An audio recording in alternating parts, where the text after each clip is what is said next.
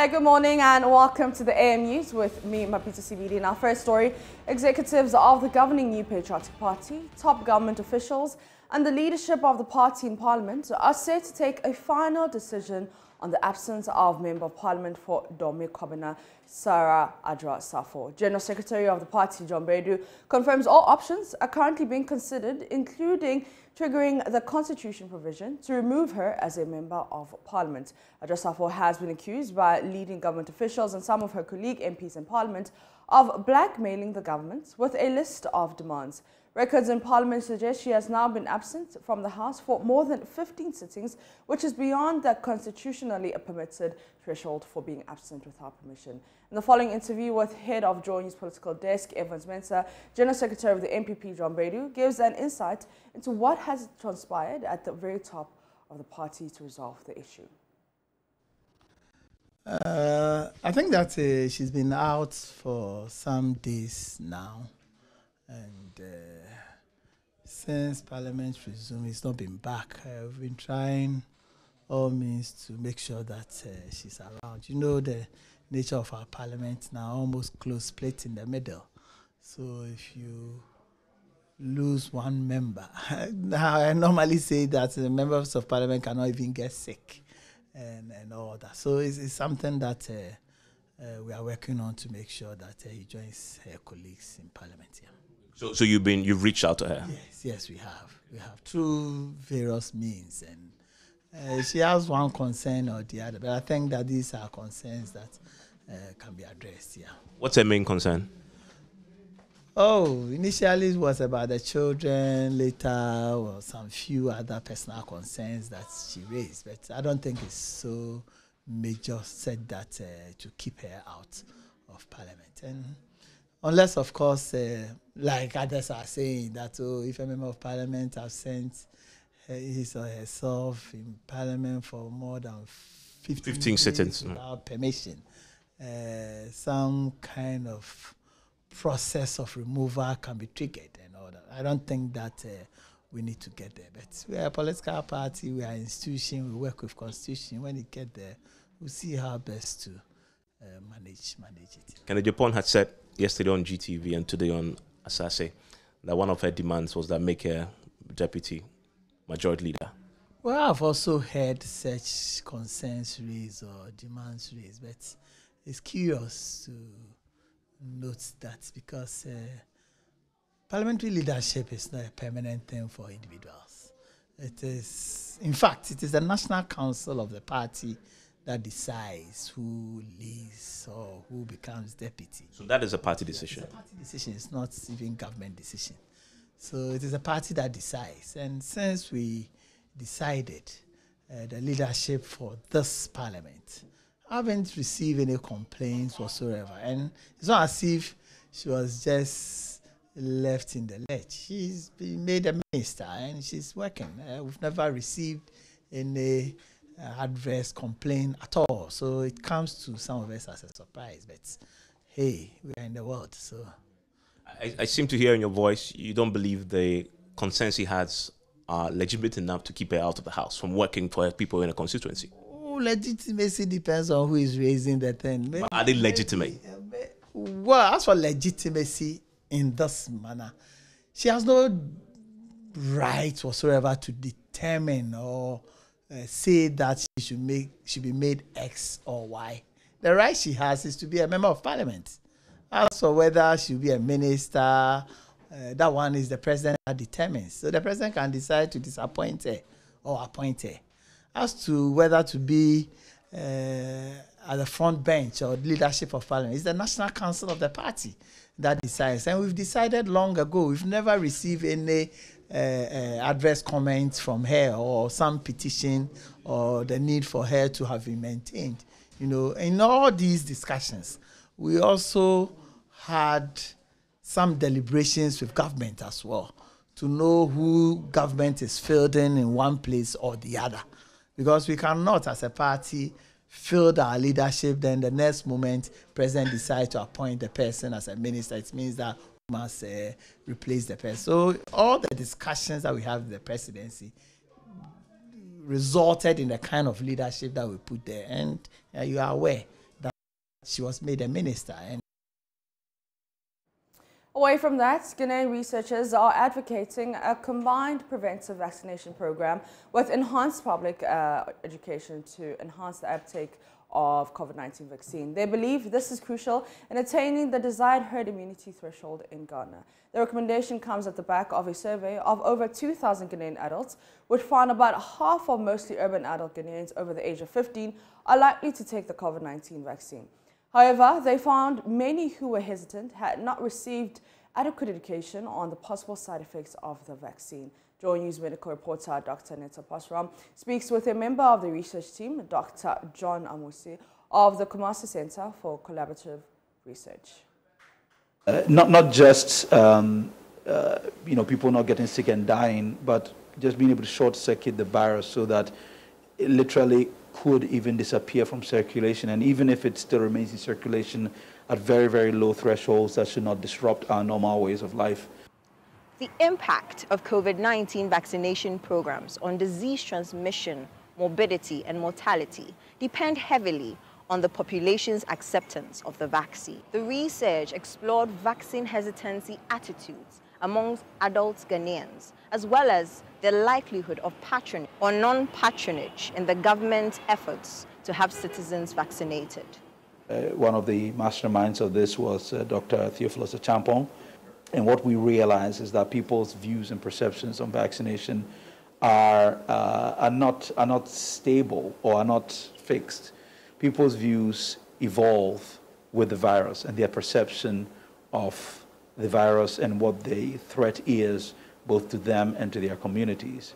Now, if you just look at this table right here, you can see we interviewed close to 2,500, actually it's 2,345 people, almost an equal distribution of males and females.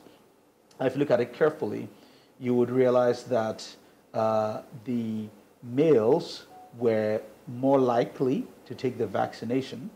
But if you also look at those who were undecided, you'd realize that there were more females who were undecided regarding taking the COVID-19 vaccination. So already what that should tell you, and I don't want to go too technical, but you realize that there was a significant difference between males and females regarding their perception of vaccinations. So that should tell you that men and women are thinking differently regarding vaccination. What that should tell you is the approaches towards convincing people should be tailored to meet their needs based on their agenda. And so that's really an important finding that came out there. You look and you see that for the age groups, it's just amazing. The older you are, perhaps the more likely you are to get vaccinated, particularly for those who were 45 and above. For the younger, they were much less likely to get vaccinated and much more undecided. But clearly, people who are older were more likely to decide again. And this is pretty clear also because of all the talk about older people being more at risk and having potentially having negative outcomes, and this really got into people's heads. Not only that, but people would pressure their parents or their grandparents to go get vaccinated because they're not ready to hold a funeral just yet. And this is where I think the rubber hits the road. I'm not well informed about the possible effects. I mean, most people were concerned, and their major concern was the effects. What is this vaccine going to do to me? Is it going to render me impotent? I mean, it may sound like something funny, but it's a real concern that people have. And I don't know what it is about us Ghanaians or Africans, but, you know, the sexual potency seems to be a very crucial going concern in every area of our lives. And it's a signal that this is one area where perhaps we need to pay more attention to how people process this kind of information and how they link events to their sexuality or sexual performance is really important. Again, if you look at it, the second most important reason was they're not sure if it's clinically safe. So if you even add on those two, that's on more than half of the people focusing around safety issues. And so being able to get information out there regarding the fact that this vaccine is not harmful, this vaccine will do you far more good than any possibility of harm, that even if, and it's possible that you may have some fever or feel unwell after taking the vaccine, it's just going to go away in a short while, and it's definitely worth that trouble. I think all these are important. But what we missed out on is making this very clear. Some people went for the vaccine and were very surprised to find themselves with chills and in bed the following day, and they had no idea that this was possible. The scientists suggest that the vaccination campaign should focus on individual as well as collective benefits of vaccination, especially amongst the youth. Reporting for Joy News, Dr. Netta Pashram. Still in the Ashanti region, a KNUST lecturer standing trial over his missing wife has pleaded not guilty to kidnapping and deceit of a public officer when he appeared before the Kumasi High Court. Dr. Wilberforce Nkrumah Agre's plea was taken for the first time after his arrest in October 2021. He was making his maiden appearance at the Kumasi High Court a day after he was discharged by the Osoko District Court. The court has also issued a bench warrant for the arrest of 2 other persons in connection with the case. Ohimi Teria of our security desk was in court has more in this report. Dr. Wilberforce Agri made his maiden court appearance before the Kumasi High Court after being discharged by the Asokwa District Court on Monday after several months of appearance before that lower court. On Tuesday, he was slapped with 2 charges of kidnapping and deceit of public officer. But Dr. Wilberforce Agri pleaded not guilty to all the 2 charges.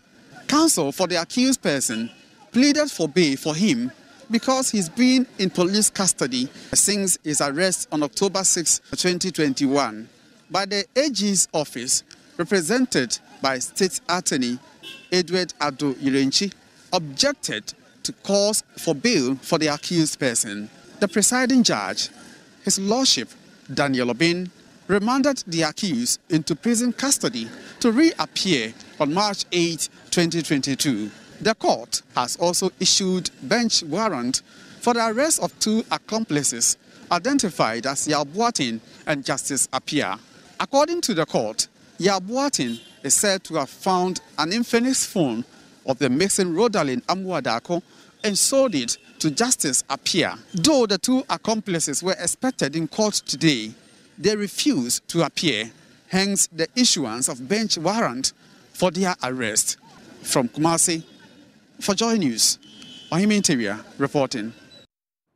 From the Ashanti region to the Volta region, poverty remains a major block in reducing cases of teenage pregnancy. Available data indicates that the majority of victims were lured into relationships leading to sex and pregnancy through financial support. According to the Ghana Health Service, 2021 recorded 6,408 teenage pregnancy cases against 6,144 in 2020 in the region. There's more in this report by Fred Kwame Asare. Right now. So me too, I said that I don't want to get pregnant. I said that we should have sex. Esinam narrates how she was lured into sex by a commercial motorbike rider who promised to take care of her. She said she had no choice but to accept his proposal since she can't provide for herself due to poverty. Esinam dropped out at the junior high school level after childbirth. And I said, I don't want to get pregnant. I've told them earlier that I don't want to have boyfriend. If it will teach me to know my subjects or it will take me as a girlfriend, then I should go to my mom's house or we should not date again. So now, when we have been dating, I've completed the GSS. Just help me to provide me some of my needs for the SS. So me too, I see that this guy will help me. So me too, we have been dating. Now the baby come out of it. Aku explained her mother gave up taking care of her, forcing her to cohabit with a boyfriend, resulting in pregnancy. Yeah, guy that come. But me your friend.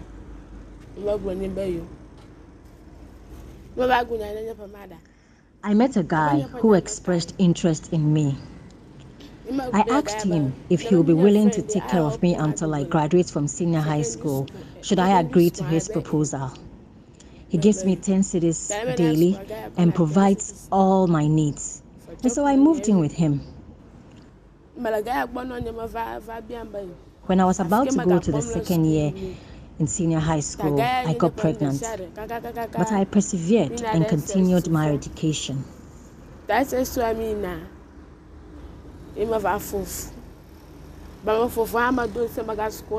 Such happenings are dotted across the Volta region, where young females give themselves to men in exchange of money for upkeep. The Ketu South municipality alone recorded 809 cases of teenage pregnancy, being the highest in 2021. According to the Ghana Health Service, 2021 recorded 6,408 teenage pregnancy cases against 6,144 in 2020, representing a 0.8 increase. Stakeholders expressed their worry at the Regional Child Protection Committee review meeting. The Volta Regional Minister, Dr. Archibald Lecha, acknowledged the challenges and called for a collaborative effort in dealing with child protection issues. On board. It's a main challenge we have in the Volta region, like other parts of the country. Volta region is no exception when it comes to challenges to the girl child or challenges to the boy child. It's very important that we always put it on the front burner and continue to think about what to do to protect our children. Somebody said we have a child mothers. Now we have children having children. Now we have children having grandchildren. We have children having grandchildren. So it's the responsibility of all of us to support the Child Protection Committee. The public health nurse at the Volta Regional Health Directorate, Mokpokpo Zuto, said efforts to provide quality health care to victims are derailed by the lack of resources. And aside that, we also don't have enough number of the ultrasound scan machine, so that when they get pregnant, they can look at the positioning, any other things that the baby is going through in the utero. The regional director of the Department of Gender, Dairil Eyirakpe, suggested livelihood support for teenage mothers. Especially those who have already gone into that situation, the parents are angry, don't want to support them. If they have some livelihood skills, it will support them to ensure that they don't go back and have a second, a third, and a fourth child while still being an adolescent. The Volta Regional Director of the Department of Children, Israel Akrobotu, lamented family interference in dealing with teenage pregnancy, rape, defilement cases, and other child-related issues. The challenge too is that people are practicing we are all one. They say the father denied. They put him inside. He agreed. But the family came. The family name, let's withdraw. We are all one. I always say that we are all one should be the positive one, not the negative one. Fred Kwame Asari, JoyNews. Oh. Let's go up north now, where Minister for Lands and Natural Resources, Samuel Abujinapo, has commended the University for Development Studies for its third International Conference on Irrigation and Agriculture Development 2022, organized by the West African Center for Water Irrigation and Sustainable Agriculture. He says the conference comes at a time government has intensified its efforts to fight against illegal mining, which has impacted negatively on the country's water resources. Correspondent Martina Bogri reports. This is the third in the series of conferences held to create a platform for dialogue among stakeholders on the development of the irrigated agriculture sector. The three-day conference on the theme Mining, Water Resource Management and Environmental Sustainability in Africa, Opportunities and Challenges expected to bring together stakeholders to deliberate on how water resource could be developed for sustainable agriculture. Mr. Jinapo said most local women who heavily depend on natural resources for their livelihood are left in disarray because of continuous deforestation. This conference comes at a very critical moment in history as the world battles the twin menace of deforestation and climate change. At a time when government has intensified its efforts to fight against illegal mining, which has the greatest impact on our water resources and the environment, and at a time when we are mobilizing the entire country to support an aggressive afforestation program to contribute to global climate action. It is also important to acknowledge that local communities, particularly women, who depend heavily on the natural environment for their sustenance, always bear the brunt of human activities that impact on the environment. Attempts to find solutions to the effective management of our water resources and environmental sustainability, even in the face of increasing natural resources exploitation, is therefore commendable. The Vice Chancellor of the UDS, Professor Gabriel Ayumte, expressed belief that the conference will come out with a communique on the state of mining related to water resources and solutions.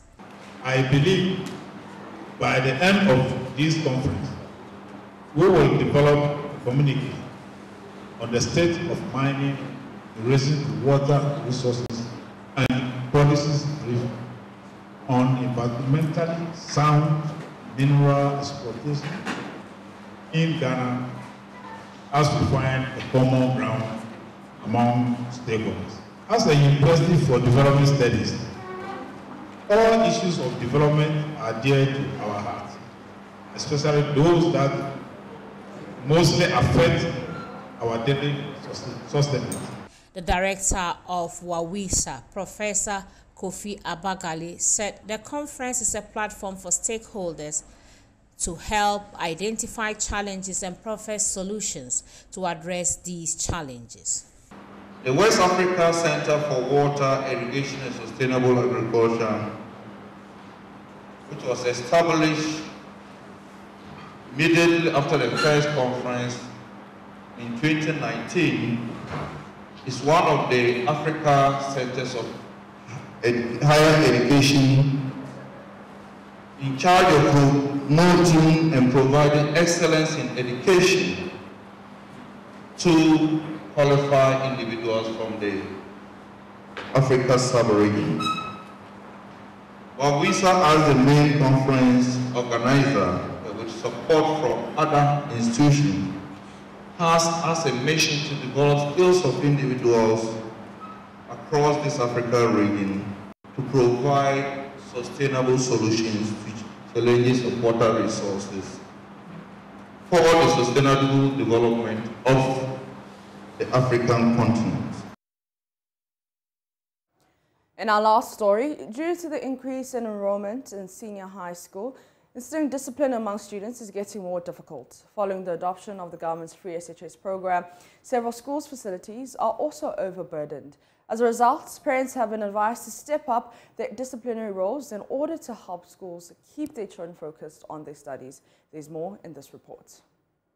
Students population of 3,175, St. Louis Senior High School is considered a leader in academic achievement. But with the ever-growing population, learning facilities and dormitories are overstretched. Amachirewa is headmistress of the school.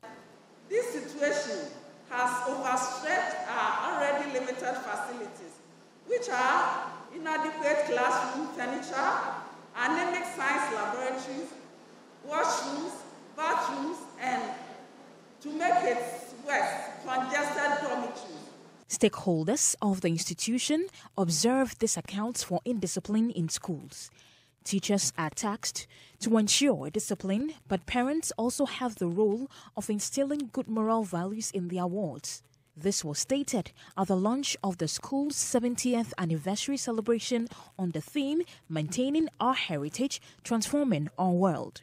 Asantehene's representative, Amekomhene Nana Edumensa-Sari, is board chairman of St. Louis Senior High School.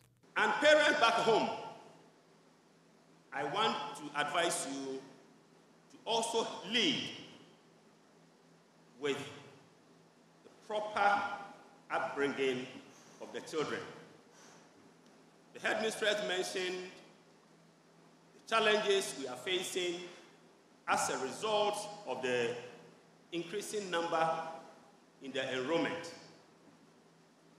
It doesn't come only with accommodation or other facilities, but discipline. Discipline. St. Louis has always been known to be a disciplined student, but you can trust me that we have few ones who want to do the opposite. With the impact of digitization on society, Member of Parliament for the Asokwa constituency, Patricia Apieje, cautioned students against abuse. Admittedly, in today's interconnected world, we cannot escape from the transformation of society by the power of digital space. However, as parents and as students, we have a duty to ensure that we do not neglect our heritage under the guise of modernization. And I'm sure this is one of the reasons why our former headmistress is advocating that we cannot use numbers to transform if we don't take the necessary facilities into consideration and ensure that each one will be reached out and developed appropriately. The St. Louis anniversary celebration is slated for November 2022. For Joy News, Mona Lisa Frimpong reporting. We are cutting the cake, all headmistresses. And that's it for the AM News. For more news, you can log into myjoyonline.com. My name is Mahmoud Spa.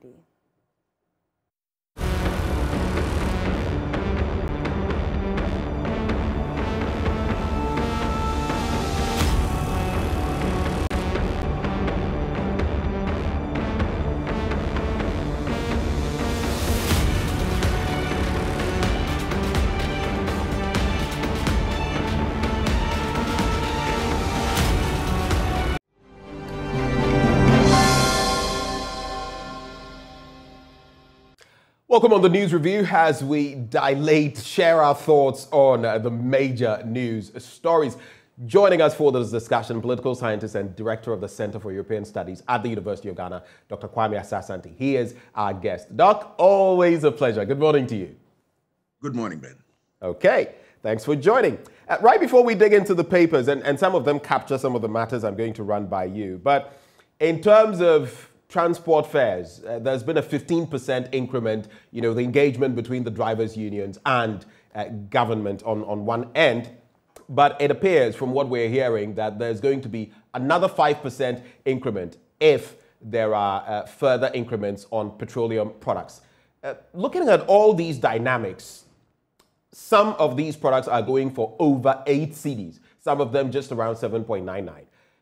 We keep going back to the issue, but I want to find out, how do you feel about these developments? Now, we're being told that if there's a further increment, another 5% will be added.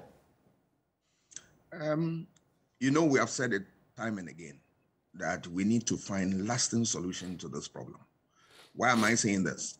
Because, fuel is everything. So once there's a problem, it trickles down and it affects everybody. So I believe that going forward, we need to have a body that can look at this thing, take on board every important aspect of it so that we will deal with this problem once and for all. My worry is that we fix it at a point and another time it comes up. It becomes difficult for us to address it. But I know that the stakeholders should be able to address this at least once and for all for us so that all of us will have some breather as far as transportation is concerned. Let us remember that there are a lot of people who don't have their own means of transport and they rely on public transport and whatnot. Even private people, everybody buys. So there is a need to address this thing once and for all. I remember that there was a time when this issue came up, when Professor Diamensah was on the board and all that. I think a lot of interesting suggestions were made. If we could revisit this, it's going to do us more good than what we are experiencing now. It will do us more good than what we're experiencing now. Of course, if you have any thoughts to share on this matter, you can also shoot that to us on social media with the hashtag AMShow. Let us know what you think. And you can also shoot your messages on Facebook as you watch the live feed, the live stream. But something else, and we started a conversation on this, Doc. It has to do with the dynamics within the MPP. We spoke about the polling station nomination forms and picking them up.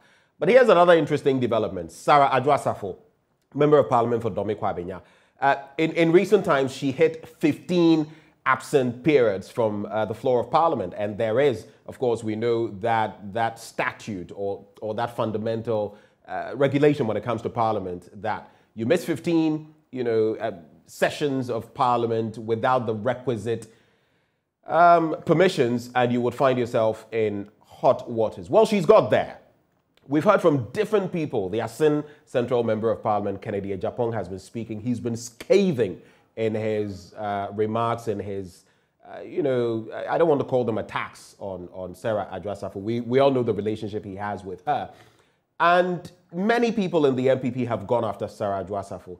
Do you feel it is fair? And I premise that question on the fact that Ningo Prampra Member of Parliament, Sam Jatta George, says, and let me just be clear here, Lower West Akim lawmaker Che Bafo in 2019 was absent for a year.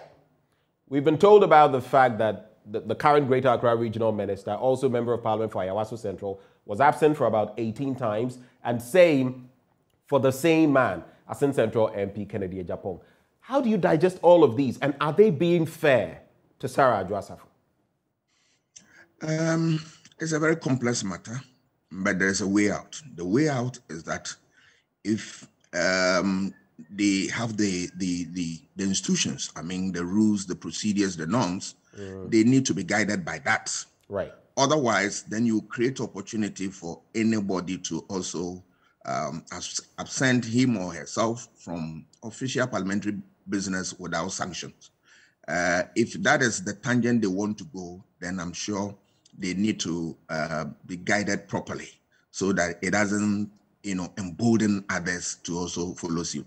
But if the woman has a genuine problem, and that Parliament can also look at it as a convention, that yes, as we have done in previous, periods regarding other officers, why can't we apply the same method here? If that consideration can also be given without necessarily undermining the institutions of Parliament, then I am for it. Okay, go ahead. Other than that, then the constitutional provision must work so that we can restore the balance of Parliament so that Parliament can go on nicely. Let us remember that we are in very difficult times and that the Parliament we have is a hanged one. So any absentee or absenteeism is likely to affect the fortunes of one party or another. And that is what we must be careful about. Yeah. So she is said to have, had a baby and all of that. I mean, that is what some have suggested, that she has a baby and all that. And even per public offices, we know what the law says about that. 3 months, and of course, anything else, you might, 3 months with pay, and anything else, you might have it, but without pay. In this instance, I mean, some have said that we should even stretch that to about a year, because even what we tell lactating mothers is that they should breastfeed for that long, and all of these things. So when you look at this composite of issues, is she any different being a lawmaker? And again, even looking away from the bit about fairness, do you feel this would have come up if the numbers were not what they are in Parliament, and with the suggestion that Sarah Adjua-Safo is trying to become deputy majority leader? Do you feel that is what has rubbed the craw of the MPP? Oh, obviously, that is one of the considerations, because if we were in normal times, we wouldn't have experienced this. But now we are in a very peculiar situation, and you need to up your game by looking at making sure that you don't leave any stone unturned. And that is why they are worried like that. I know, and I know for sure that the party, they mean well for the woman, and that you bring an issue to bear, the issue of, this maternity leave and all that. Right. There are examples we can borrow from other jurisdictions. I know for Czech Republic, women go on maternity leave for 1 year. Right. So that all these encumbrances, all these problems can be dealt with. so that we can have our women back to work. Let us remember that women play a very important role in our society, and childbearing and the means by which we take care of children is a very difficult task. So if a woman has that role in addition to parliamentary business, then it becomes a very tall order for that woman.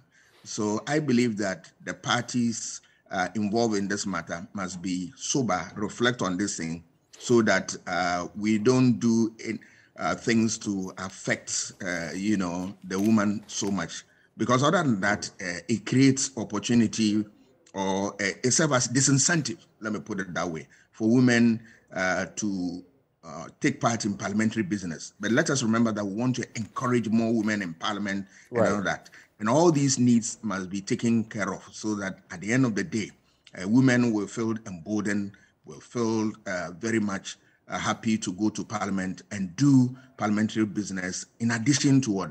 Being mothers of our homes and then our families. It's very, very important. So parliament must take a very careful look at this situation and then manage it properly, so that at the end of the day, women's interests will be catered for. All right. And some groups have said, some women's groups have come out to condemn the sort of attacks on Sarah Adwoa-Sarfo. They've even cited some comments from, poster and editor Ben Efson as well. But just in some 20 seconds on this bit. So let's take away Parliament. Yes, the majority is part of Parliament, but the majority has criticized. They've been scathing, some of them, in respect of Sarah Adwoa-Sarfo. Now, considering that she's a mother in this situation and a member of Parliament, have they been, is this how they should have reacted with the sort of comments that have come out? Some have said that, she's out there on TikTok. She's taken down her TikTok account, that she's out there on TikTok dancing when, there's fire on the mountain, so to speak, in Parliament, in terms of passing the e-levy and all of that. Fair? You can understand these things, but that is not to say that they are fair to the woman. Given what we have said about the condition we find herself in, then we must be careful when we're handling such situation. But you can also understand the parties, especially the MPP, where, numbers are very, very important here. So, but as I have said, there's a need to balance this thing very carefully, so that our dream of getting more women to parliament will not be jeopardized, so that at the end of the day, everybody will have a fair share of the process, so that we will not be disadvantage other groups of people within our society. That is important. Let's quickly look at the Daily Graphic newspaper. Writ to remove Asin North MP. Supreme Court orders substituted service. That is on page 16 of the paper. 50,000 master craftsmen to receive TVET support. That's on page 20 of the paper. On the international front, on page 5, Mali Parliament approves 5-year transition plan. And Mali's lawmakers approved a plan allowing the military government to rule for up to 5 years, despite regional sanctions imposed on the country over delayed elections. In the middle spread, we're determined to promote renewable energy use. That's according to Vice President Dr. Bawumia.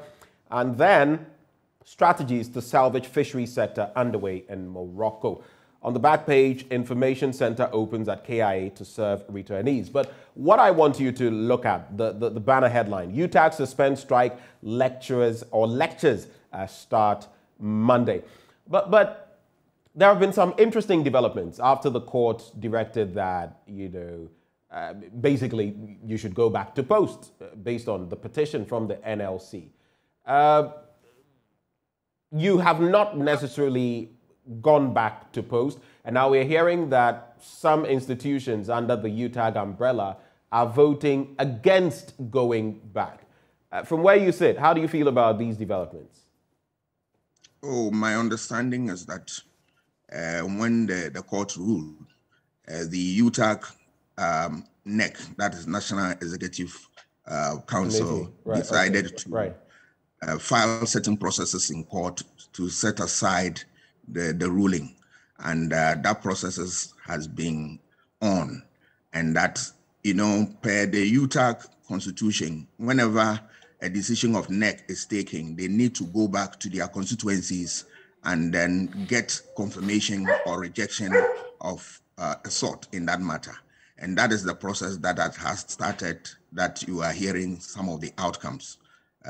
Yesterday, Legon also had a share of this process. We had a meeting, and the meeting did not end. It will continue today. So I'm sure at the end of all the consultations and the meetings across the various constituencies, a firm decision will be taken in line with the rule of law and the dictates of Utah Constitution as well. But where do you see this leading? So far, we know the UEW has rejected the next position of suspending the strike. I believe the UDS as well. There are 15 of you. Those that have gone to vote so far are saying, no, we're not going back. And yes, I do know that, Legon, you had that meeting yesterday. And today, you're going to have another one. But where do you see this inching towards? Because it appears you're still saying, no, you're not going back. Oh, you can't predict because it's voting. So you don't know what one school would do. So let us wait for the outcome of such, voting, and then we will know definitely where the position of the UTAG is. Let's look at the Ghanaian Times newspaper. Give back our lands if Nungwa Manche demands, that is Nungwa Manche demands from government. And that endorsement of presidential candidates by chiefs during elections violates constitution. That is the CDD on page 17. Interesting reading it makes. I mean, the other stories are others that we've seen in the Daily Graphic newspaper. But this particular one, chiefs dabbling in politics. What our constitution says, it doesn't mean, of course, that they cannot be political in the sense of supporting this or that party, but openly engaging in politics.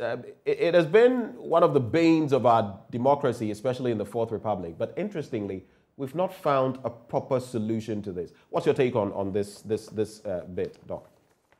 You are right. This continues to reoccur, this problem, and we are struggling to deal with it. If you take the Constitution, strictly by the tenets of the Constitution, they are not supposed to engage in politics. That is not allowed. But if you listen to researchers or you read their work, I recall that IDEC some time ago came out with a report on some of these things where the chiefs were saying that, look, we are also part and parcel of the political society. Some of us have degrees and then have knowledge in politics. And why are you preventing us from taking part in political business? That makes interesting, discussion that we need to look at critically as a state. But on the face of it, if you look at what they are doing now, when we are going for elections where they give support to one party or one candidate or another, that is actually a breach of the rules. But the reality that this country must look at, we have not attempted that to look at whether there is a need to give them a little space in politics or not, and discuss all the issues around it, that they have knowledge, they are experts and all that, and that they can take part in politics. That is a different conversation we need to have at a very important date when we want to really address this problem once and for all. Let's get into some other substantive matters. And Buga MP stripped suffers 3 defeats in quarter. That's the major one as far as the Daily Guide newspaper is concerned. Unibank collapse. Amano Dodu cleared to testify against Dufour. And of course, that is the receiver for the Unibank project. Parliament rejects NDC COVID-19 motion. That's on page 6. And Supreme Court bounces Opuni again. But if you look at page 5, which focuses on international stories, Russia orders troops into eastern Ukraine, and Russian President Vladimir Putin has ordered troops into 2 rebel-held regions in eastern Ukraine after recognizing them as independent states. Of course, we also know that tied to that, that Ukraine crisis, Germany has halted the Nord Stream 2 approval. All of those happening from the international political perspective. What lessons can we draw from these? Some have suggested that we could be heading towards World War III, not just, I mean, in terms of the same scenes we saw in World Wars I and II, but this could be another Cold War. This could escalate into different things. And there's also the bit about what this could mean in terms of petroleum products and the prices going up. Your quick reaction to this? There are a lot associated with this, and it's a very worrying situation. Those who are thinking that we are gradually moving into a third world war, yes, it's a genuine feeling, but I believe that we'll not get there. Because if you look at the cost of Second World War or First World War, we are not prepared to get there. And I'm sure the parties in this diplomatic row are very much aware of this, because you would never know who will be the casualty at the end of the day. At the end, even despite the fact that you may have all the military accoutrements and what have you. But it's not a good story. It has the whole potential of affecting the security of Europe and that of the rest of the world. We can also talk about its economic effects on Europe and the rest of the world. So it's a very difficult situation. We hope and pray that we don't get to the climax. We are almost already there. But I believe that diplomacy must work so that at the end of the day, we can avert any calamity that is likely to be associated with it. We don't want to get there at all. Second or First World War experience is bitter, and we don't want to revisit that. Let's look at some more stories tied to the Adwoa Safo situation. Confusion in MPP over Adwoa Safo as 120,000 Ghana cedi bribery allegation pops up. It is suggested, and I don't want to mention names here, that a certain member of parliament went as far as putting 120,000 Ghana cedis in her Fidelity Bank account just to get her to, get back to parliament and support the NPP. Some allegations being leveled there, and it appears this matter is not going away anytime soon. Vote out Yawabena Samoa and Co, or I will form a political party. And yesterday we heard from, again, the Member of Parliament for Asin Central saying that the executive of his party are not up to scratch. Let me just leave it at that. I can't use the words he used, and that if they were re-elected, he would form a political party called ABRO. So that is his take on that. And any quick reactions before we go to the Finder newspaper? Oh, and by the way, Dr. Richard Amwakuba, your own friend, has said that no, they are not treating Sarah Adwoa Safo fairly. Anyway, so any quick reactions before I move on? Yes, I think we have said the way the issue is being handled, that is a little problematic, and that they need to be very careful in handling this. But aside this, the issue of, Mr. Japon expressing his worry about the communication group of his party is out. Because sometimes I, as a scholar or a student of political communication, I ask myself what is really happening. Because there are things that you want the political parties to look at when they are in office. We don't see much of that. Sometimes there are issues that you want the party in government to be able to respond and respond in a certain manner. We tend to have different results. That is are you saying you agree that the communications strategy of the MPP is not working? Oh, I have said it time and again that they lack two things. One, political strategists who will be able to look at certain issues and address or advise the party or government properly. Take, for instance, what is the political strategy of MPP with regard to Parliament? Look at how Parliament is boiling. Look at Labour front, the issues we have there. We seem to have very little or no solution. Look at even within the MPP itself. So a political strategist is very important to be able to look at all these issues and address the party or government appropriately. That is missing. If you look at, even from political communication standpoint, there are issues that you want the party to deal with it in a certain way. You don't have that. And more often than not, you see people will come in a hurriedly manner, come to churn out something. Later, those issues are looked at critically and then throw back to the party. So there is a certain political communication gap. So you agree? You agree that but that is not the to communications say that director, the communication team has is not been able to deal with certain issues. Yes, they have. But what we expect from them as a party which is in government, its political communication unit, that is actually the problem that we have. So I support that call that we need to be able to up, the party needs to be able to up its game in that direction. All right, let's wrap with the next stories, a few more. The Finder newspaper, chiefs sway voters during elections through open endorsement of candidates. That's according to that CDD survey we keep referencing. That is the angle the Finder newspaper takes it from. The Ghanaian publisher says COVID expenditure probe, Afenyo Markin endorses rejection. And of course, we saw the first Deputy Speaker, Joe Osei-Owusu, recently turned down that private member's bill in Parliament to probe COVID expenditure. People have questioned this entire move because he was in the seat then. The Right Honourable Bagman wasn't in the seat and he turned it down.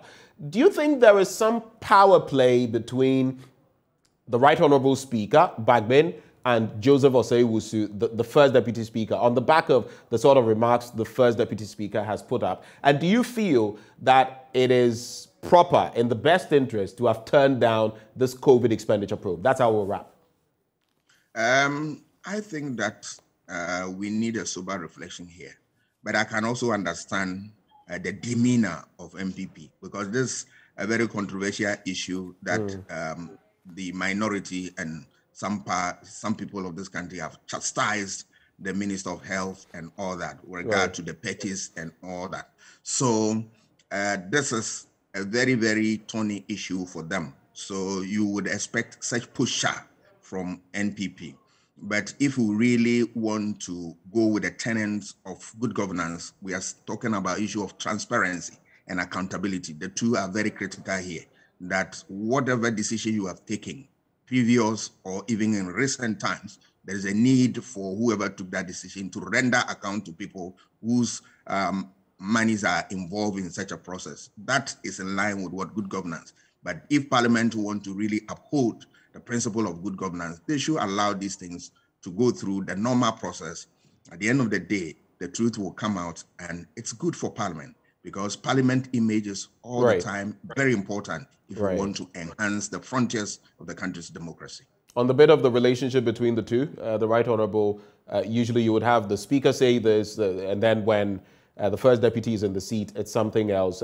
What do you think is happening? Frosty, is it good for our democracy? Oh, divergent views are very important. I don't have a problem with that, except that whenever we are taking any decision, it must be in line with the rules of the game. That is all that I need. It doesn't matter the different positions that the leaders take in Parliament. That is the beauty of democracy. Divergent views, but it must be in consonance with the laws of the land. That is all that we need. Doc, we salute you. Thank you so much for joining us this morning. I am grateful. All right, have a good one. And on that note, we're moving away from the politics and current affairs and bringing you sports now. Some interesting outcomes yesterday. Muftau Nabila Abdullahi brings you the latest in sports. Up next, stay.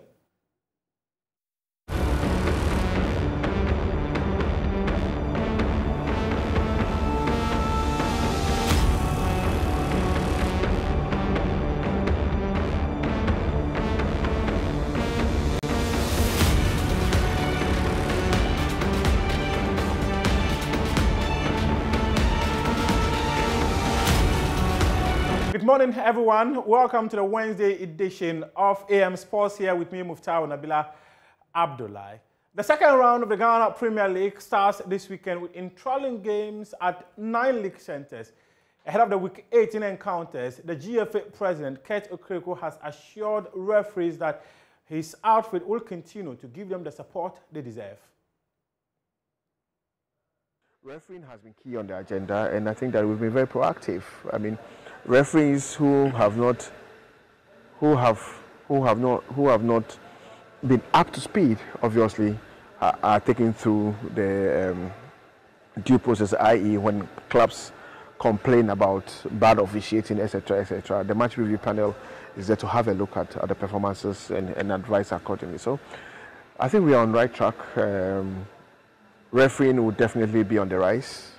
It will not take one day. Don't forget, we also invested in communication gadgets for match officials, and we're going to invest in more communication gadgets very soon.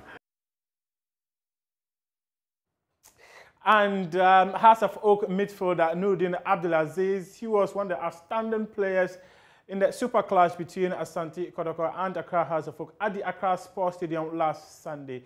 He says that long injury layoff affected his confidence, but a return to the pitch against the Porcupine Warriors did not show that he's been badly affected. He was speaking to my colleague, George Adojiniya.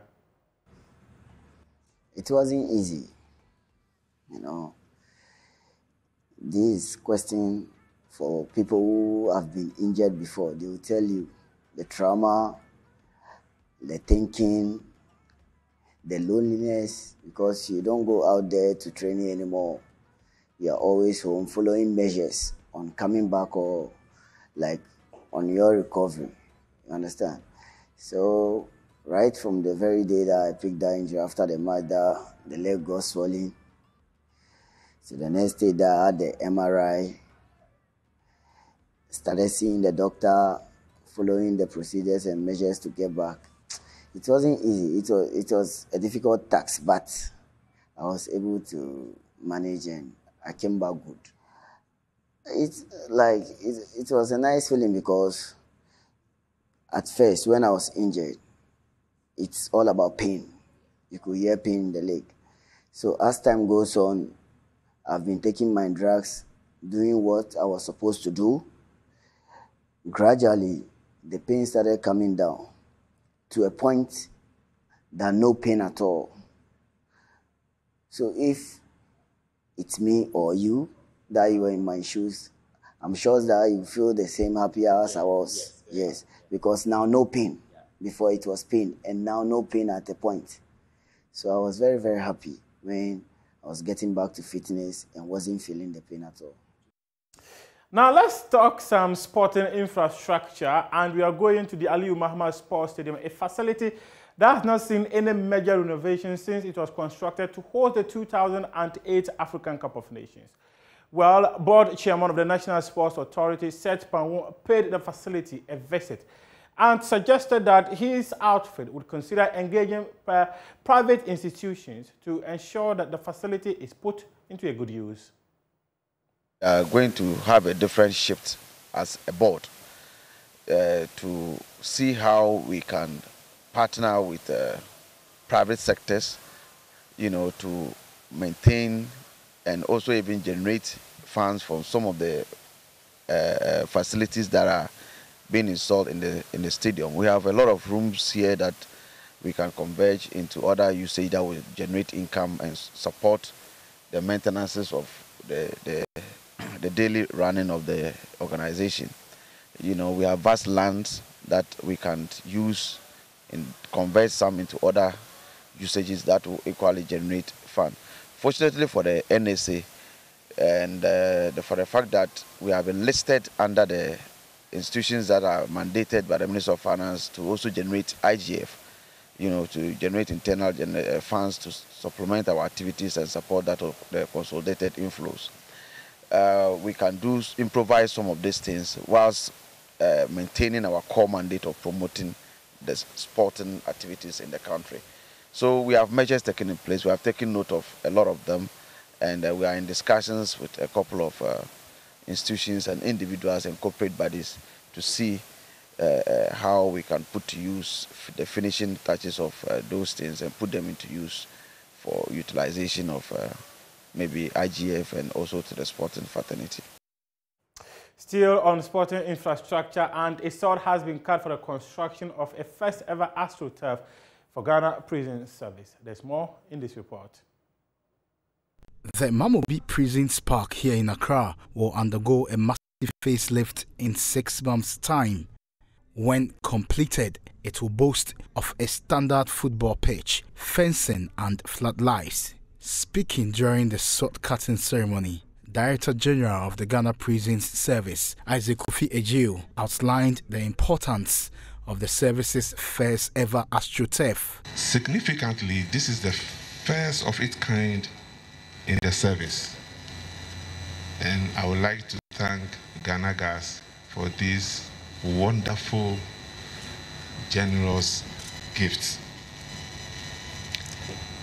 From the briefings that I've had so far about this project, I have no doubt at all that the project is going to present a platform that prison officers are going to practice discipline and also maintain bond amongst ourselves. You also agree with me that in healthy competitions, such as football competitions, the competition itself teaches the values of discipline, tolerance, and cooperation. And these are the cardinal values with which we in the Ghana Prison Service will work. And therefore, this project couldn't have come at a more opportune time than this. And also given the fact that we have just taken on board over 2,000 new officers. And therefore, the project is going to be of immense benefit to the service. Mr. Ejiu also assured contractors Wembley Sports of the prison service's maximum support. At this point, I would like to assure you that we also remain committed to assist and support the project right from the beginning to its successful end. And by that, I mean we have our technical staff, very competent ones. We are going to make them available to the project so that they also, as far as the nitty-gritty of prisons, desires, and needs are concerned, they will be there to support and make the project very relevant to the Ghana Prison Service. The long-term goal of Wembley Sports Construction Company Limited is to construct an ultra-modern AstroTurf in every constituency in the country.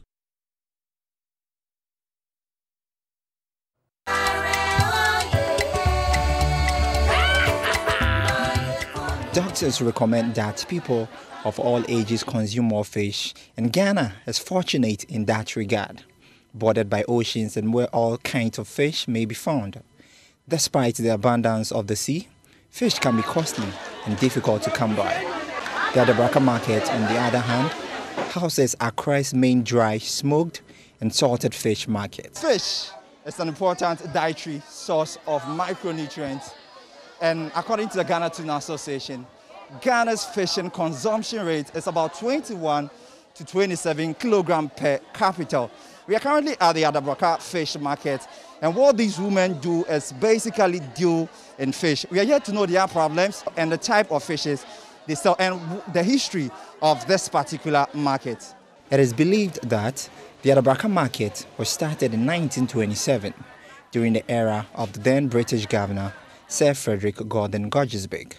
Auntie Esi Aholo, the General Secretary of the market, takes us through the history, prospects and challenges of the market. The history of Adabraka market is not known yet, but the market was here before we came. Mokola is the oldest and the Adabraka market is the second, the most oldest market in Ghana. We came here 1988. By that time, we were selling at the Mokola Kwasuajasu petrol station. There was no shed. We have to sit under the sun selling these fishes. Yankasa your contribution. And omuji ya na council nu esia patano maye. This fish is from inland, across Ombo side, from Yeji, Dambaye, Kwame Krom, Abotiasi, Akate, Afran Place. Nyai bebre na only fishy every. Aha. Okay, but so chese fish be aniwa ebia modifi epo ana bibi saba. We have those who sell fishes captured from the sea, but majority is from the inland. Fish is dominated at the Braka, so that's why they calling fish market. I understand that you have different types of fishes, but I would want to know some of the challenges you guys are going to, difficulties are more market. Yeah, tax, but share light in her, grown for higher. We are facing a number of challenges here. Thieves are after us because there is no light. Our next challenge is we are overcrowded here, so we want the government to come to our aid. Yeah, we feed the government, we feed the nation. You guys are only selling dried fish. Fresh fish, so fresh fish. I had a fresh fish in here. And now I have smoked fish, dry fish, momoni so yaton waha. Now for free. We sell dry fish, smoked fish, and salted fish. People across the country and beyond come here to buy our fish. Mokola, balata, omubetu. Now I'm working unit to say retail. Yeah, export to Swaha. A bit more omutonam no more money abroche. A guy, I understand there are some fish meant for stew and there are some fish meant for soup. I would want you to confirm for that, then we head straight into the market and look at those kinds and type of fishes you have here.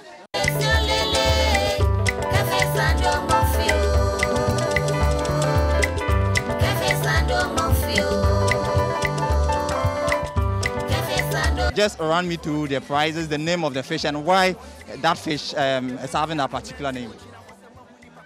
This fish is called tilapia, smoked tilapia. Minimum, senti a friend tilapia, but tilapia na your friend. Where you 10 cedi. 10 cedi. You baku 10 cedi for wholesale. Because nipa no so akwa or the kakra beto so asana wato. It will open wholesale and now my full price aba from pa brother Braka market. Where so your friend or hiniba where so baku buy 15 cedi. 15 and 16. And now no sena etienne size bia ni bu. Ti set tilapia we buy 20 Ghana baako. We so one by 4 cedi, baku 4 cedi. Nipa no so okwa wabeton.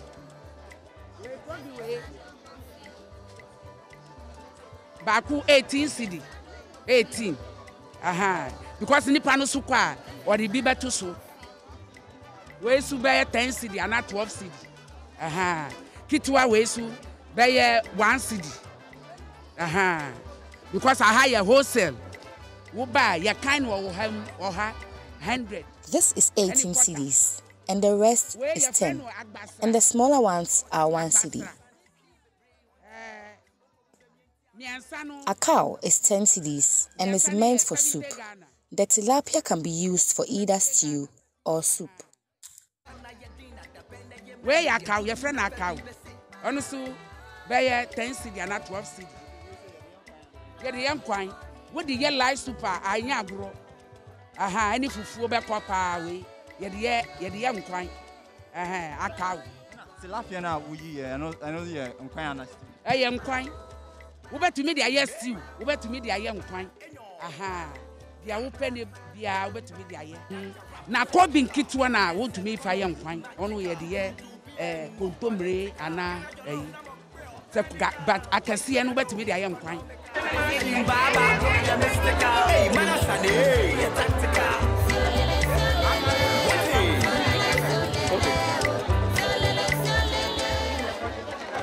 We use fire to smoke it. When you turn yourself, you can see our coal pot and the one we used to smoke the fish. We put it on the fire oven. We put it on fire for a while, small fire. it will be okay. If the leaders, we make sure you quench the fire before you go to your house.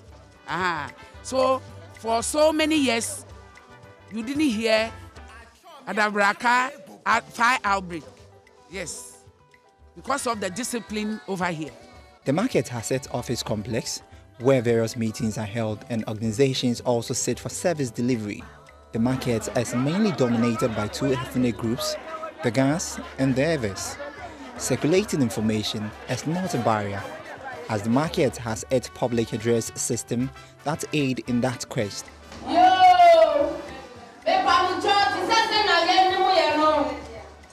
The insurance workers are still around. We are entreating you all to come to the office for the insurance.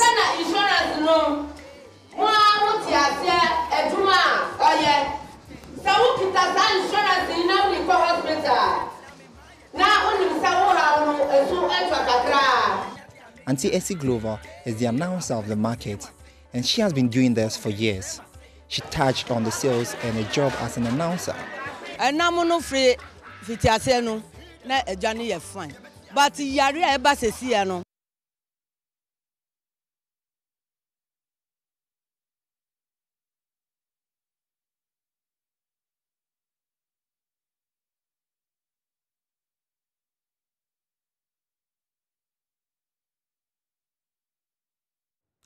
Well, sooner than later, he said, the Member of Parliament there for North Tong Okujeto Ablakwa.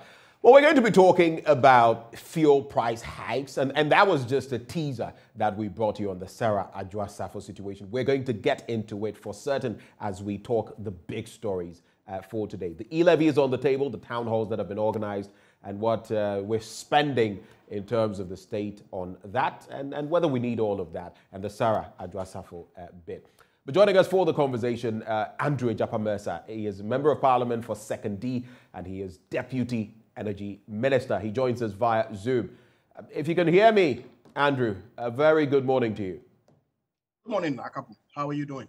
I am very well. I'm very well. Thank you so much for joining the conversation. And if you don't mind, we could do a first name basis, on the show. Right. So you can just call me Ben. Right. We also have Murtala Mohammed, Member of Parliament for Tamale Central. Murtala, thank you for joining. Thank you. My pleasure. I know you have a lot to say. Hold it for now. Let me start with you, Andrew. So, just to chip in, fuel prices seem to be inching up. I think the last time you came, we spoke about some of those issues. And even before 2024 comes and your party, the MPP, has the opportunity to break the 8, it appears fuel prices are in a comfortable lead because they've already broken the 8. How do you react to the current fuel prices and the transport fare increments? Well, let me say good morning to your cherished viewers. And surprising, I got an invitation that I should join via Zoom because I was available to attend upon your studio. It's always exciting to be there physically to deal with the issues. Then, of course, it gives you more interaction, as opposed to engaging virtually. But having said that, we were told that you were busy with work in your constituency, 2nd D.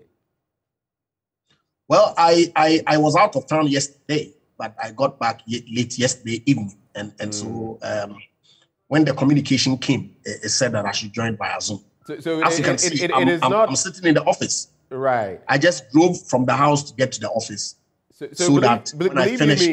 Believe you me, Andrew, we would have loved to have you it's fine. in the studio, but I guess it's just a miscommunication, but not from our end, because we would have wanted you here physically. Oh, not a problem at all. Not a problem at all. Right. That said, I mean, it's worrying, but by all accounts, that fuel prices are going up.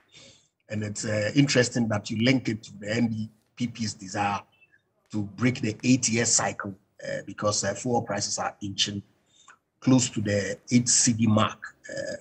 Some have gone above the 8 CD mark. What I purchased is 8.16 now. Well, if you patronize some filling stations, then that would be expected. But there are also other filling stations. Bear in mind that there's a margin, within which the retailers then play within. And so, depending on the appetite, people want to take a haircut from their margin. Others want to apply the full window that the NPA, based on the pricing formula, then applies. But obviously, it is not a Ghana problem alone. I'm sure if you follow the news across the world, indeed, I was in Abuja yesterday. I see. And the queues at filling stations that we experienced driving between the airport and the seat of government was surprising. I have relations in America and the UK who indicate to me that prices of fuel at the pumps, in those countries are going up. If you monitor online, you would see quite clearly that arising out of the problem primarily between Russia's manifest intent, if you like, to attack Ukraine. Fuel prices have seen an upward trend. Obviously, that is a key factor in determining the price of fuel at the pumps. Bear in mind that in the past, prior to 2015, we were not practicing a deregulated system, okay? And so government then provided subsidies to complement the price of fuel at the pumps. Increasingly over the years, that subsidy amount ballooned to the point where it became unsustainable to continue on that path. And so in 2015, and I say, of course, well thought through policy was rolled out by the NDC administration to deregulate entirely government participation in the petroleum pricing regime. Obviously, you couldn't leave it to market players alone to determine the price. And so there was some control, if you like, or a formula that was put in place by the NPA to ensure that the prices of fuel then is put within a certain parameter, just so that the private players don't set prices arbitrarily. And that's the regime that we'll be working with over the past couple of years. I agree that exchange rate also plays a key factor in determining the price at the pump, because these are products that are imported. Right. And the BDCs then demand or require dollars to then support the importation program. And as of yesterday, we're looking at 6.75 cedis to the dollar. Of course, that is also posing problems for us. Yes, I agree. And if you look at the factors that is influencing the exchange rate depreciation, that has caught government attention, and His Excellency the President has spoken to it, that the Bank of Ghana government as a whole is putting in measures to ensure that there's some relative control, okay, with respect to how the prices behave. But I need to come in at this point, especially as you talk about control. And that is the tricky spot for many people. I mean, you spoke about the world issue. Yes, Germany, for example, has cancelled or suspended the Nord Stream 2 arrangement when it comes to Russia and all of that. These developments, I mean, we cannot even say that currently we're feeling the shocks here. But let's take that global perspective. I think it has to do with the percentage increments, right? Because yes, fuel prices may be increasing, or petroleum products across the world, but by what measure? That's what we ought to be looking at. In Ghana, what is the weight? I have a friend in Sierra Leone who tells me, who has lived there for the last maybe 4, 5, 6 years. He says in the last 4 years in Sierra Leone, the increments have been about once a year, and they've been very, very low. In fact, through the COVID period, fuel prices have inched up only minimally. Here in Ghana, even within this year, let me not even go back to 2021 or 2020, even within this year, 2022, it's gone up many times. And now we're being told that even after a 15% increment in transport fares, the drivers' unions are telling us that another 5% is likely on the back of expected fuel price increments further. So, I mean, it's a tricky spot, isn't it? The dynamics are very different. Here, the increments have been, way beyond what we see elsewhere. Ben, I agree. But of course, unless, of course, you are communicating that the pricing regime in Sierra Leone is the same as Ghana. Okay, otherwise, then you're really mixing apples with oranges. I don't think so. If non-oil producing companies or countries are able to regulate their system in a certain way, and we are producing this and we can't... But of course, at the time that this policy was thought of and rolled out, we're an oil producing country. But we're not refining any of our products here in Ghana, okay? In any event, even if you were refining, it cannot be the case that the suggestion will be put out there that because we are producing crude, we should subsidize the crude price that is prevailing on the market globally. Right. Okay? The refiners will still buy it at the rate that is being sold. Bear in mind that the oil that we produce, we as a nation only have a certain take. The IOCs, okay, who have invested their money to do the exploration and production, also have a take. Indeed, Ghana's take is not even up to 20%. Okay, and so let's put the issues in their proper perspective, okay, and to then come to a consensus as to whether indeed the philosophy that informed the policy in 2015, which to my mind was a good policy because all the subsidies that were being applied on the petroleum prices right from even before President Kufuor's era was cost to the state that we needed to, in most instances, borrow to fund. Because you and I know that our tax, okay, collections meet only 3 line items in our budget expenditures. Yeah, we've been over that time and again. Right. Apart from non-tax revenue and grants, is subject to some debt financing that we needed to undertake. So I'm saying that yes, over the period, prices have gone up. Right. And if you permit me, I have a document here, and I know that Murtala, my good friend, who... so briefly with that document, let's take a quick look at it. Okay, if you look at the cumulative changes in the FOB price, okay, from 2009, okay, through to today, you will see that the FOB price went up, petrol 87% between 2009 and 2012. It went up 91%, 91.9 between 2003 and 2016, 2013 and 2016. It went up by 20.1% between 2017 and 2020. And then it's gone up between 2021 and 2022 by 50.8%.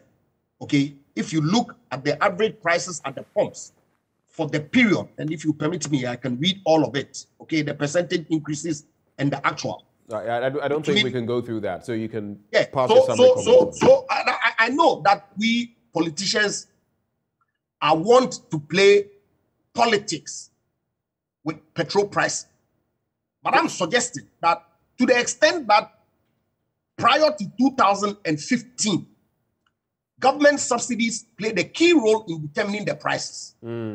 That case could be made as to whether government intervention was necessary or not. Okay, I'll be coming back into the studio. I mean, we've dilated a lot on this, but I just want to find out on the back of that last statement. Just give me a yes or no answer.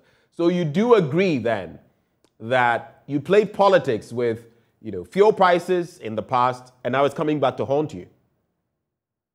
I said politicians. Yes, but did you play politics with it? And now is it playing out negatively against you? Look, we're in this country when the NDC told us that when they come to power, they're going to reduce petrol prices. Andrew, can you give me a yes or no answer to that? Did you play politics with... I'm going to give you a yes or no answer. I'm saying to you that we politicians across both aisles, okay, want to play politics with the petroleum prices. But a certain point, okay, which the NDC rightfully introduced, was to take government participation in the price setting, okay?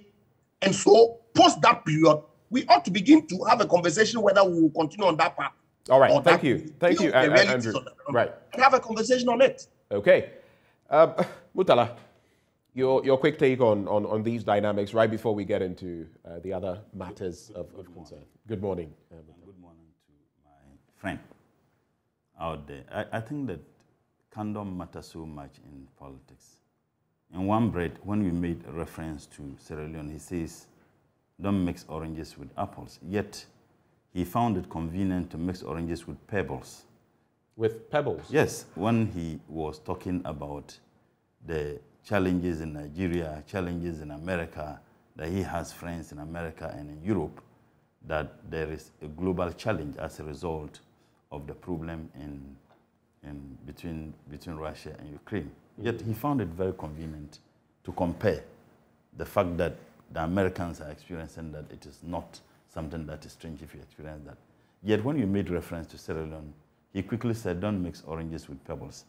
And let me also state that this is not the first time we have challenges globally, challenges that have direct, effect on petroleum prices or crude oil prices across the globe. Under the NDC, we experienced that several times. Under the MPP, we continue to experience that. He also found it very convenient and rather disingenuously to talk about things that occasioned the increases in prices of fuel without talking about the tax buildup. That was the bane of the argument that the MPP made. When we made references to global challenges, when we made references to rise in prices of crude globally, they said, no, it is not just the rise in prices. It has to do with the taxes imposed on the petroleum price. So what has changed?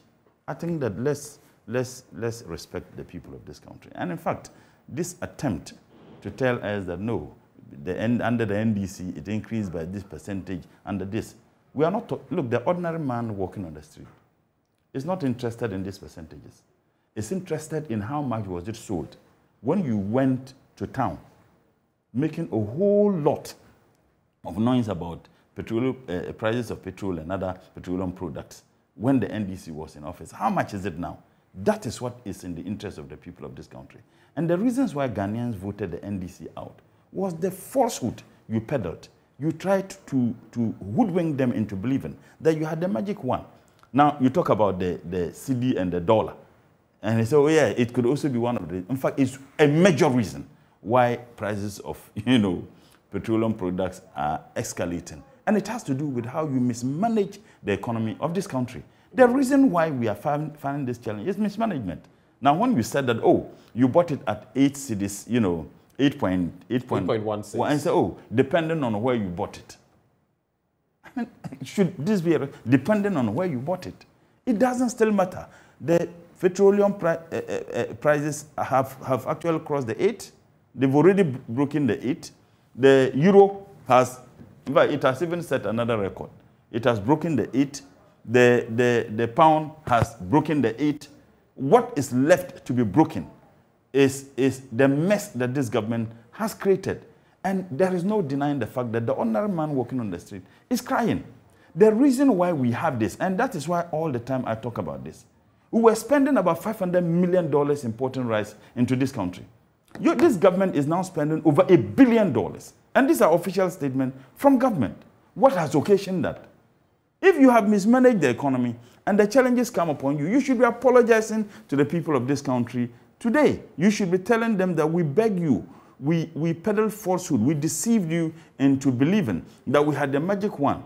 And I was happy on my way. I was listening to Joy Radio. And so one economist once said, if your exchange rate is if your economy is if your fundamentals are weak, the exchange rate will expose you. And a texter said that if the fundamentals of the economy are weak, the excruciating economic conditions that the people of this country go through will expose you. So I don't want to waste my time on this topic because, frankly speaking, when you begin to assess the pain of people at a distance, these are the kinds of comments. And it resonates in all the commentary that is made by MPP and MPP spokespersons in the matter of this. Stop comparing.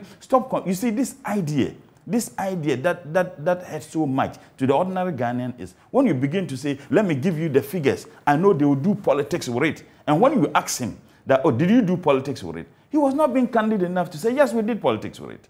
If he asked me that question, I would tell you. Yes, I was about to ask you that. Do you agree we shouldn't do politics as far as, petroleum products. Look, I'm saying that the issue of governance in a democracy is political. The decisions we take in this country is politics. We have agreed as a state not to be governed or ruled by a military dictator. We have agreed to charter the path of democracy, and all aspects of democracy anchored on politics. It's a competitive politicking. So there is nothing wrong doing politics with these kinds of things, as long as the politics you do are justified. Right. Now, if you told me that the reason why petroleum prices were higher under the NDC was not only because of global, hike in prices of crude, but it had to do also with the tax buildup. The decision to remove those taxes, that particular decision is a political decision. So if you told me that under the NDC, accept it, that yes, this thing is also applicable under this government. But when you begin to say, oh no, it's about politicians. The NDC is not ruling this country today. The political party that's ruling Ghana today is the NPP. So this attempt always to say politicians, and I have realized one thing, particularly from section of the civil society, organizations, and some, that is how all politicians are. That is not how all politicians are. At any material moment, the particular group of persons who are given the mandate to govern have a moral duty and a responsibility to respond to the need of the Ghanaian people. So when we begin to question, don't tell me that that is how all politicians are and that we did politics with it. Look, interestingly, one of his colleagues, my teacher, Dr. Amin Anta, go and read the press conferences and statement the issued when he was at ASIP. What has changed? All right. Let me just acknowledge, a lot of you are sharing your thoughts on the fuel prices, the increments and all of that, and some of you going ahead to talk about the e-levy. I see Jerry Amwa, for example, on Facebook talking about the fact that the e-levy is the best way to go and not to go to the IMF. And Famous Smith comes through with a response. You are free to pay the e-levy alone. We'll be getting into that discourse shortly. But Andrew, do you have maybe a quick reaction to some of the comments of Murtala? I'll give you 40 seconds if you do. If not, we'll go straight into... Of course, I have a response. Right. Of course. 40 seconds. Let's go. You see, look, it's important that when we're having the conversations, we situate them in their proper context. Yes, I agree that there's an MPP that is ruling today. Okay? But you are campaigning, obviously, to be the alternative that Ghanaians should give you an opportunity to come and govern. And so it's important that when we're having the conversations, we put the issues side by side so that people can then make an informed choice as between the two who is managing the economy better. Look, he says figures. Figures are important. And so when we have to use it, we use it. Let me give you one statistic, okay? And just one. Like I said, just one because of time. I agree that at a certain point, a decision was taken to take out government intervention in the price build-up or setting. Because if you look at the taxes that he's making reference to, when they come into government, the taxes on petroleum products was about 28 pesos. They increased it to 140 plus. This government has moved it to 160 plus. So really, if you look at the issues, then you see what I mean? When prices at the pumps globally went up by 123% between 2009 and December 2012. Prices at the pump in Ghana under their watch increased by 83%. Between 2013 and 2016, prices of crude averagely decreased by 50%. Increased the petrol at the pump by 92% over that period. It went up between 2017 December and December 2020 by 27%. The increases at the pump was 20%.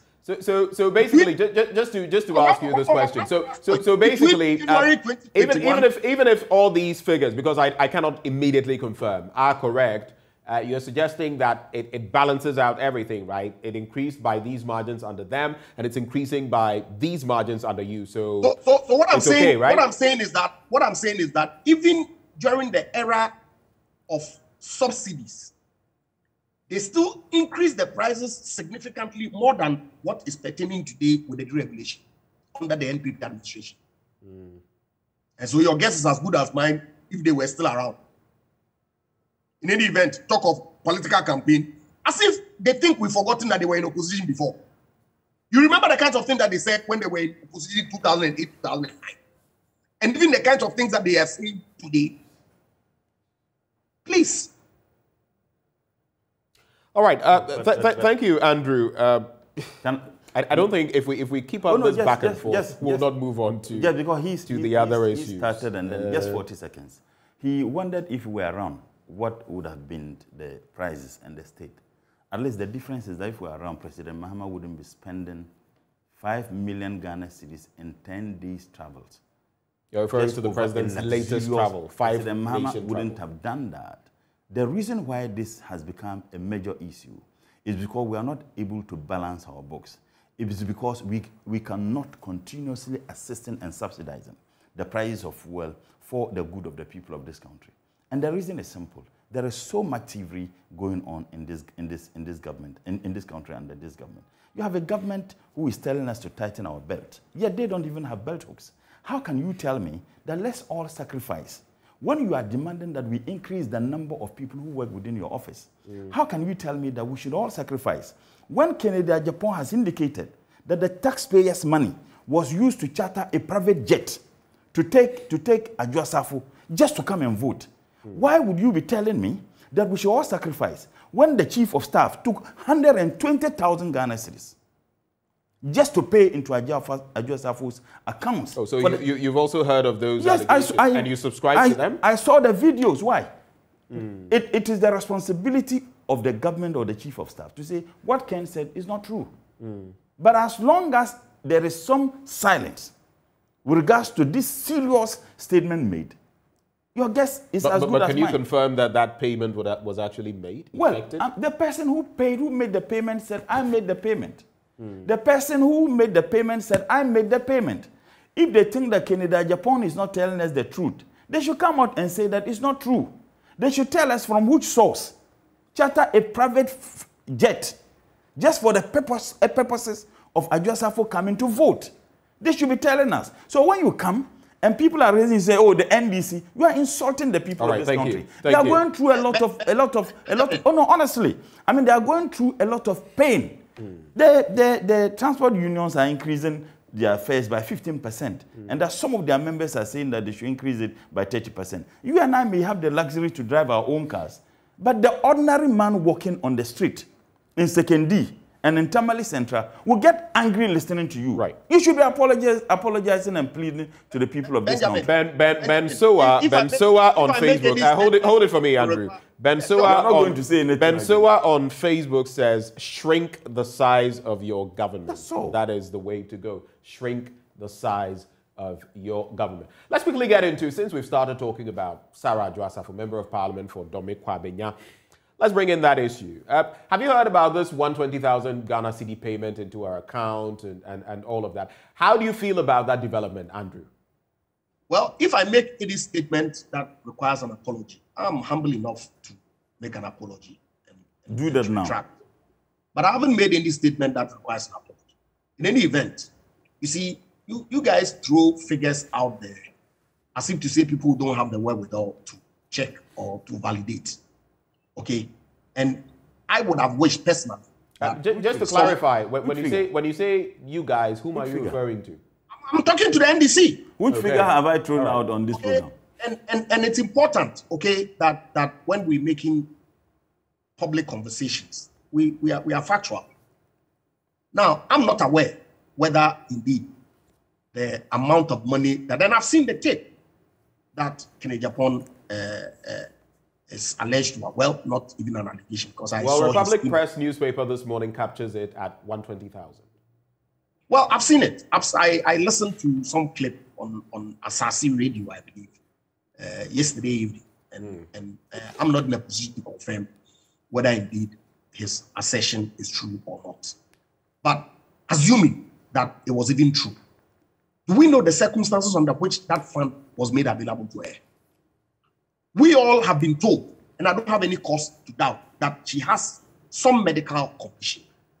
Okay, and so can it not be the case that if that figure was made available to her, it was to assist with her medical expenses? I don't know. So those details ought to be provided. But I'm saying that, and this assertion about private jet. So you're suggesting it could be that owing to her health situation, this money was put into her account to aid her, take care of her hospital bills or something, right? I don't know. At this point, we can all only conjecture. Okay, he suggests that this money was taxpayers' money that was given to her, okay, to aid her coming to Ghana. But that is the suggestion from your own camp. It is not his suggestion. It is what your own member of parliament has said. Did you listen to him? Yes. Yes. Now I want to know from you. And if you listen to him, is that what he said? That was a suggestion, wasn't it? What suggestion?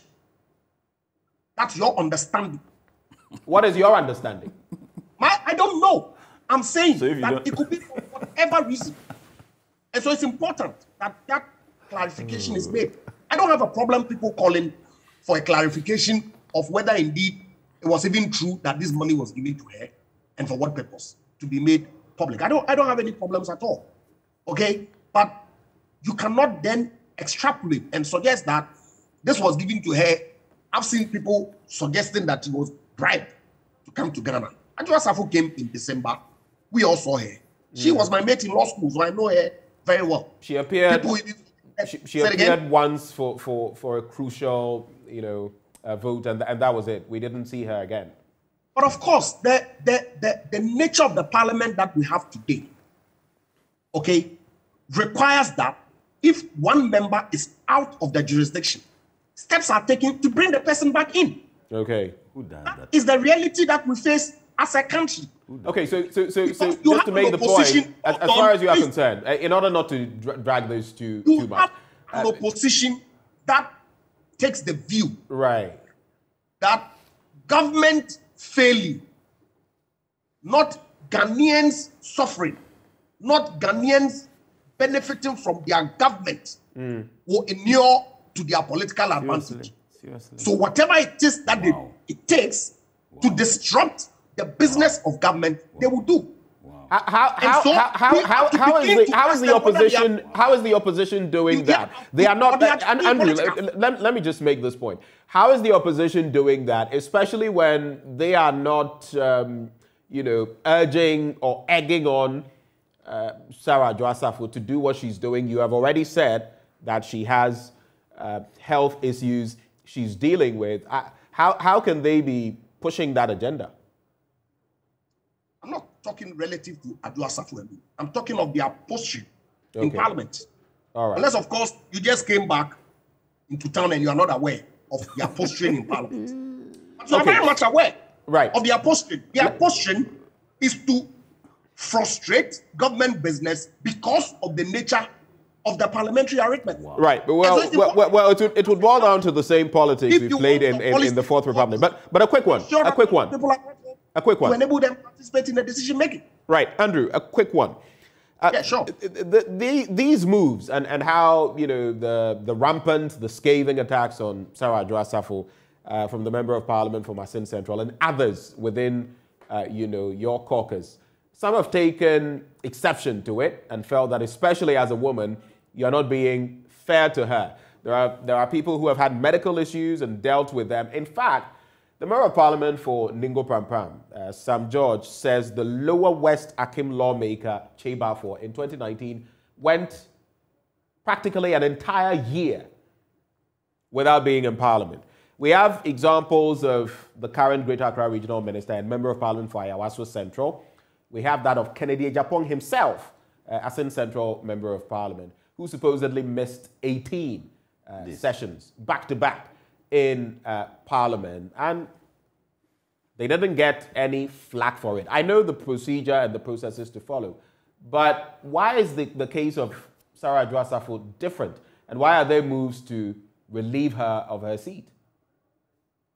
Well, you see, I indicated a short while ago that I have a very personal relationship with that man. I can even, for want of being contradictory, suggest that I know her longer than almost all members of Parliament, apart from those who have a familiar relationship. That's not true. I said, well, I went to school with her. I was in Legon with her. I went to Legon with her the same year, and she was my friend. Is this going to be a banter on who knows Adwoa Safo better? Anyway, but do go ahead. You were not in our law class, and so that I didn't need to be in the law class. Please let him move on this point. And go ahead. I'm careful, just because of the relationship that I have with her in public commentary about her situation.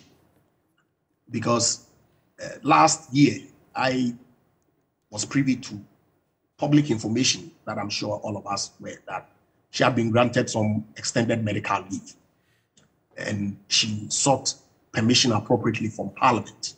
And so if you look on our vote and proceedings, you see her as being marked as absent with permission.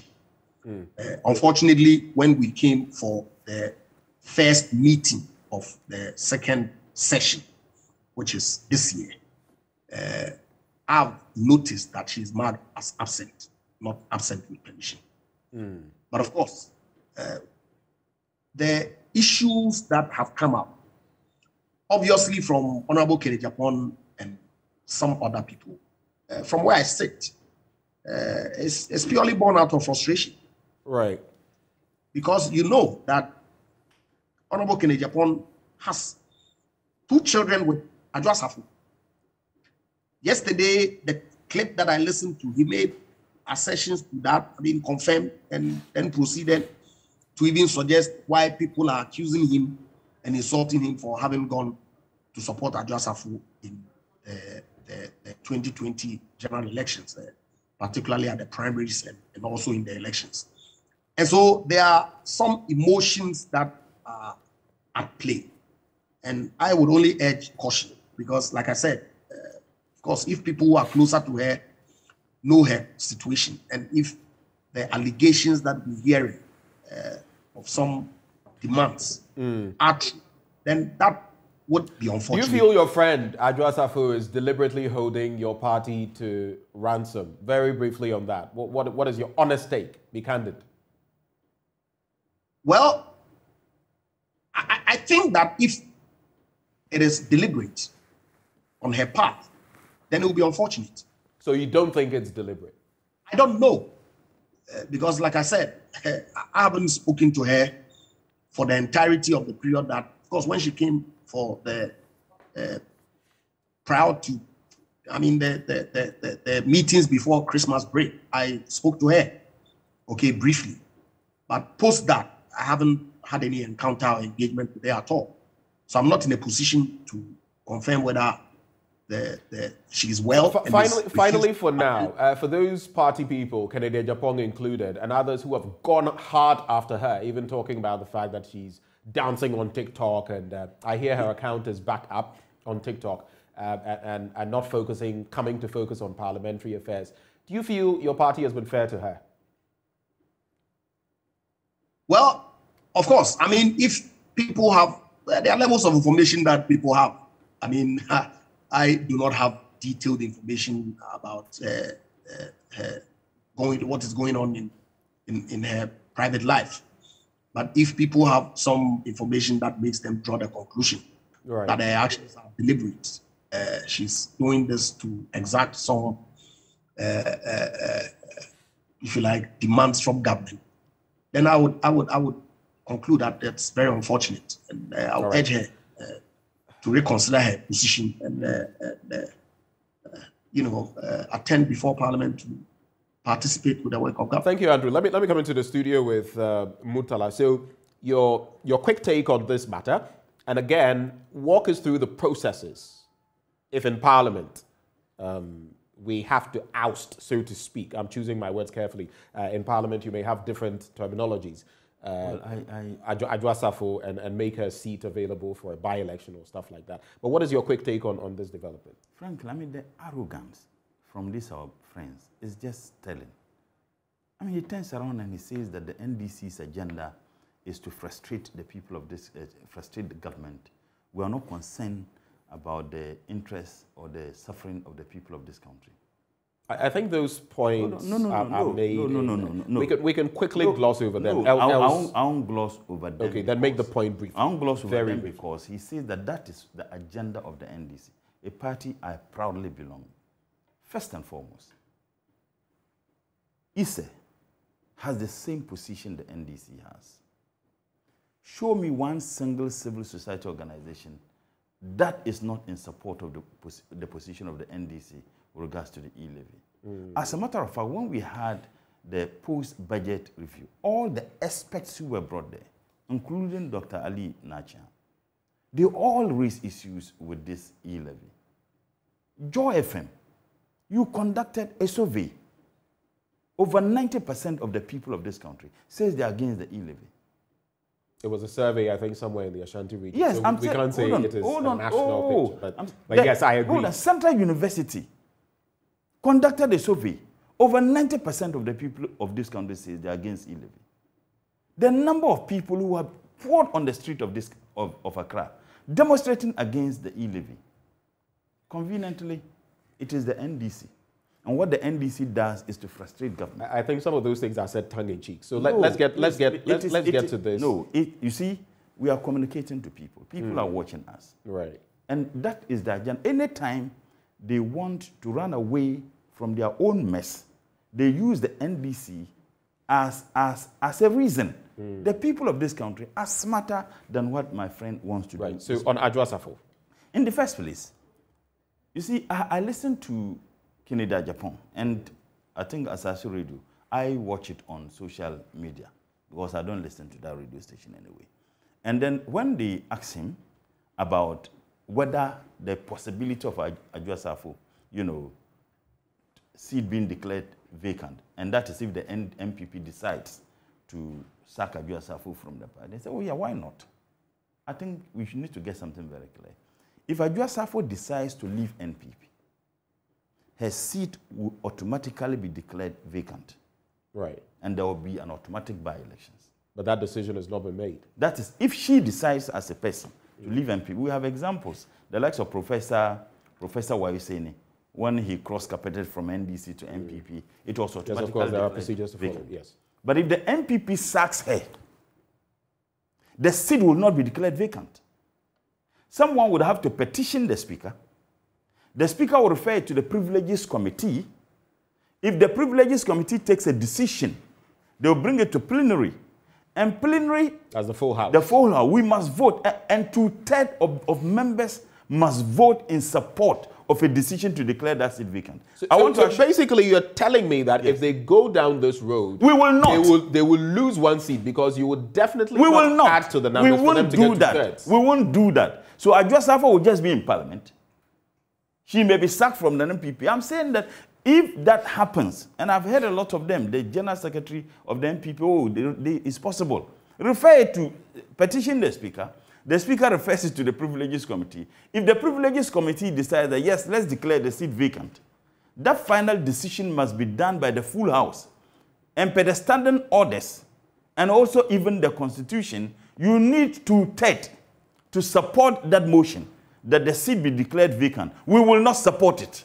So in other words, the best option for the MPP is to literally beg Adwoa Safo to come back to Parliament. You see, even if Adwoa Safo were in Ghana, they still cannot have e-levy pass. God is speaking to them in a language they are failing to listen. God is speaking to the MPP in a language. Yes, but they are failing to listen. He knows. And I don't want to put certain information out here. If Adwoa Safo were to be in Ghana, they will still not have the numbers. And he knows it. How so? He knows. How so? Explain. God is speaking to them in a language they don't understand. Look, the MPP has 137. If you add the independent, they have 138. Yes. You have the majority, the chief whip, the majority chief whip, my good friend Honorable Anodompre, who even questioned the travels of the Speaker and said that virtually that the Speaker was doing it deliberately just to frustrate the e-levy. The Speaker is home over a week now. Why are they not bringing the e-levy? So they simply don't have the numbers. Even if Adwoa Safo were to be in Ghana, they will still not have the numbers. And he knows, the MPP people, they know, all the MPP members of parliament and all our colleagues know. I don't want to put that information out here. They don't have the numbers. It's been suggested that there are other members who are also unwell. Is that yes. what you're pointing at? Yes. And we wish them speedy recovery. Because I feel genuinely worried. I won't wish something, and that's why I don't want to put that information out here. God is speaking to them. But they have very strong ears. They don't want to listen. Look, this argument of whatever we do is e-levy, this tells you how incompetent this government is. So it means that from the beginning of the year, every plan of this government was anchored on e-levy. What smart politicians and governments do, that they would have taken into consideration the numbers we have in parliament. And they wouldn't have put all their eggs in one basket. It tells you how crass, incompetent this government is. A competent government would have known that, yes, this thing we are bringing in, it's possible that the opposition will not accept it. At a time when you have all these people raising questions about it, why would you tell me to pay taxes? Why would you tell me to tighten my belt when your actions are not demonstrable of humility? Okay. And managing even the scarce resources you have. Andrew, on this beat, I just want us to, because now the e-levy itself has come in, and that is why it is so important. I don't think the Dominic Kwabena MP situation would have been so crucial if this entire bit about the numbers hadn't come up, and the e-levy as well. Your party has organized a number of town hall engagements, the last one in Wa, and some of what we were told was that without the e-levy, even security would be compromised in certain areas. We want better roads, e-levy. We've been told by a member of parliament that if you want free SHS to stay, the way to go is the e-levy. Do you have any idea, and I don't have that information, so I'm going to ask you, do you have any idea how much these town hall engagements are costing the ordinary Ghanaian taxpayer? Do you have any idea you can share with us? Well, I do not have any idea, but it's surprising that that would be your focus. No, I'm just asking a question. No, it's certainly surprising that would be a focus for a question. Why is that a problem for you? Of course, what if government is embarking on a public education using the taxpayers' money encounter? Your focus is the cost. And why not? It's unbelievable. What public education? Government should not embark on a public education. Government should not. Is that your suggestion? I'm merely asking about the cost. I'm not saying that you shouldn't. I'm asking how much is it costing us? Why should that even be the And I'm asking you, why should it not? And I'm asking you whether government should not embark on public education. You are not answering my question. You pose a question to me and you say, why should it be? And I'm asking you back, why should it not? But I've given you the answer. Which is what? Public education is not part of governance. And your focus is the cost. It's unbelievable. Well, it's unbelievable that you are suggesting what you are, but you go ahead and make your point. But I'm surprised of all the issues. Is the cost of the town hall that will be the focus of your question. So it cannot be one of the things I would want to discourse on. Why would it be? Why would it not be? Let me tell you, even with the NCCE, even a body like the NCCE mandated to do some of these things, if something is done, there is a campaign, I have genuine reason to ask this campaign of national interest, how much is going into it? Is that wrong? There's nothing wrong with that. Very well, it's fine.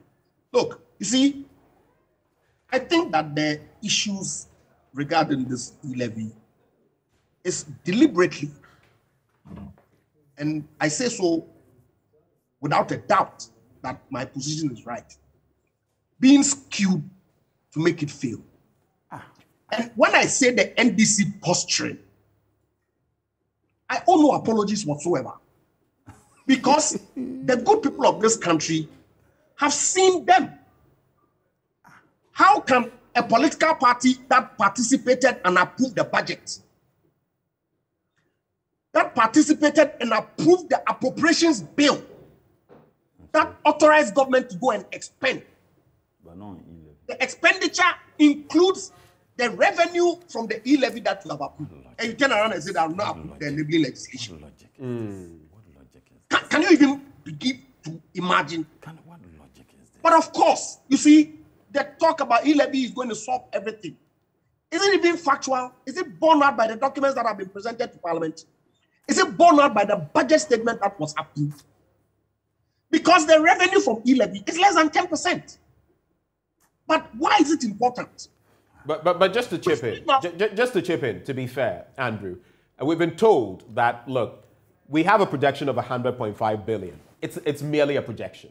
When you look at, public sector wages we have to pay, when you look at debt servicing and all of that, and you look at what we're getting, it's technically not, written in stone or etched in stone that we're going to get those sums of money. So in reality, what we have in the kitty, and we've heard the finance minister say that, I agree with, those embarking on industrial actions like UTAG and the rest, genuine reasons.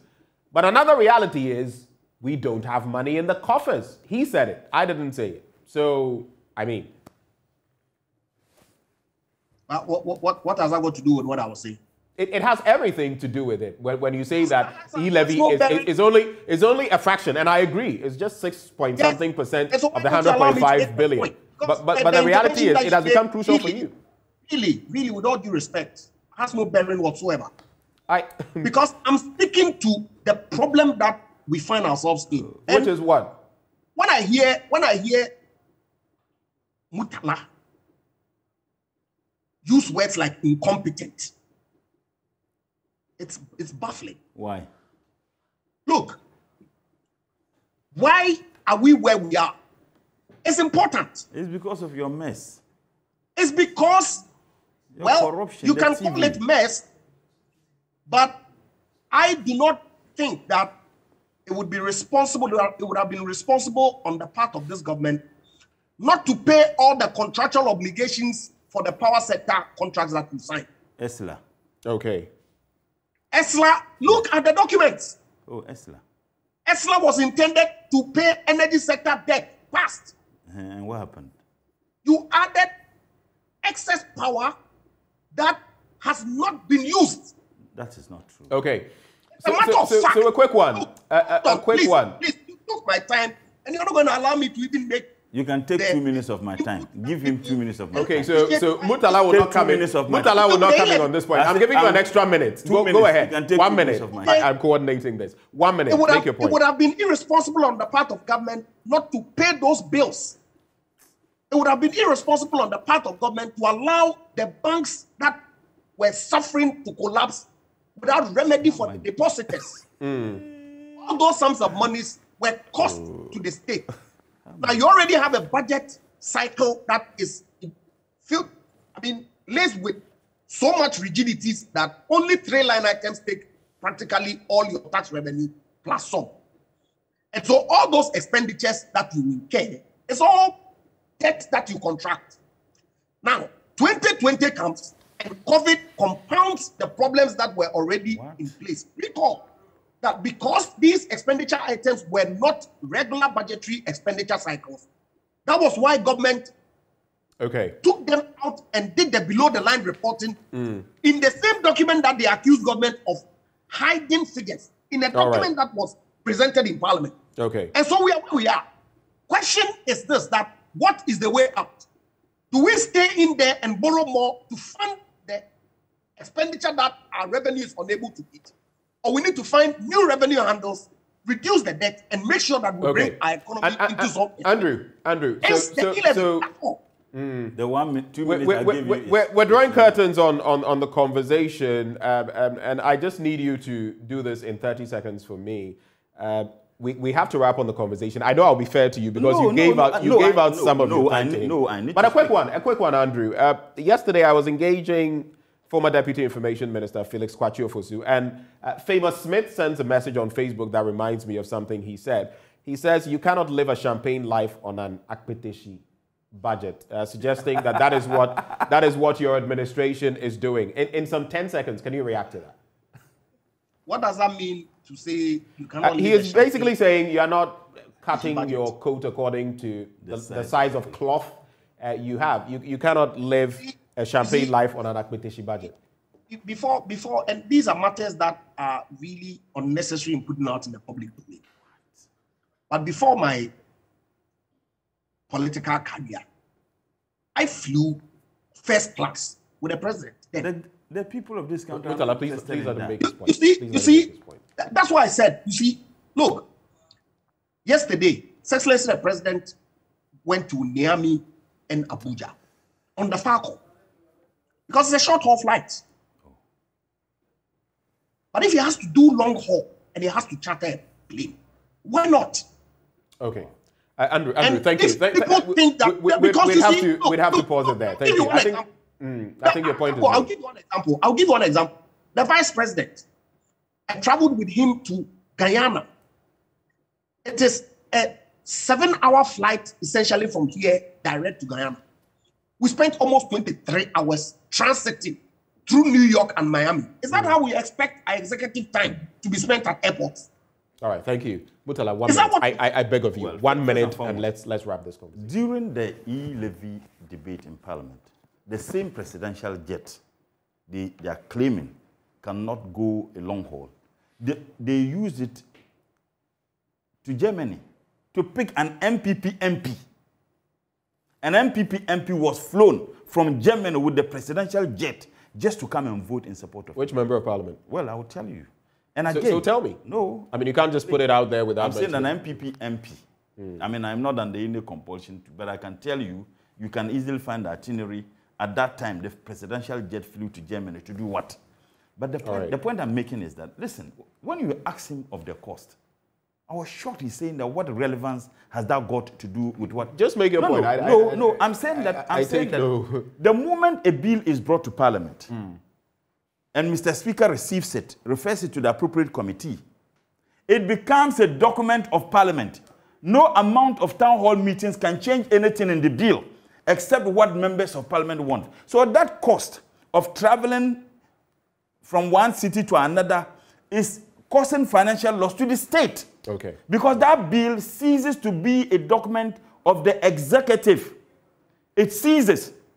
Now tell me, what benefit is it? In any case, didn't you think that you needed to do the consultation before you do this? When they traveled to Koforidua, they went with 32 Land Cruisers. The Land Cruisers, the engines were on for 4 hours. All right. They did say, but let me just, I beg you, let me conclude on one point he made that I think is very, very relevant. You see, when you begin telling the people of this country that the reason why we are doing ABCD and COVID has been the justification, I challenge everybody to read the 2022 budget. 32 million Ghana cedis. I'm coming. 32 million Ghana cedis of COVID money was used to drink tea. And in fact, this Minister of Finance, I beg you, this Minister of Finance is telling us that he wants to use 54 million Ghana cedis of COVID funds to set up a new bank. This Minister of Finance. Thank you, gentlemen. Andre Japa-Mercer is Deputy Energy Minister and Member of Parliament for 2nd D. Murtala Mohammed is Member of Parliament, Tamale Central. And in conversations like this, they never want to end, but we have to cap it off somewhere. We'll be right back with more on the AM show. Stay.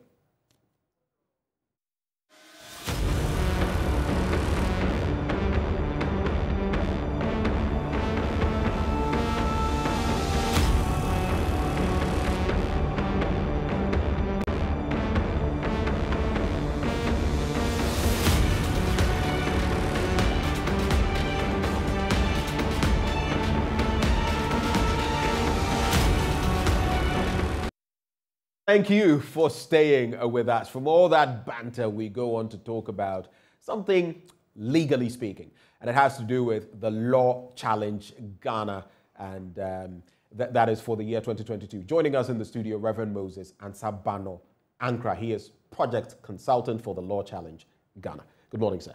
Thank you. Thank you so much for having me this morning. I hope you are doing well. I'm well. Great. I'm well. Great. God has been faithful. We thank God. Right. What is the Law Challenge Ghana? I'm sure people have seen it on our screens and all of that, but just walk us through. What is it? The Law Challenge Ghana is the first ever legal educational quiz program that has happened to this country. And basically, it involves the law faculties in the country in order to bring some educational competitiveness and competition among the law faculties geared towards the study of law. It's also to bring to the doorstep of the ordinary Ghanaian the fragrance of the law, what the law is all about. The aroma of the law. Exactly, exactly. So that's basically what the law challenge is all about. Right. So the primary aim is to achieve what? To put legal education out there for people to know what it entails. Absolutely. We believe that a well-educated citizens of the law is a developed nation.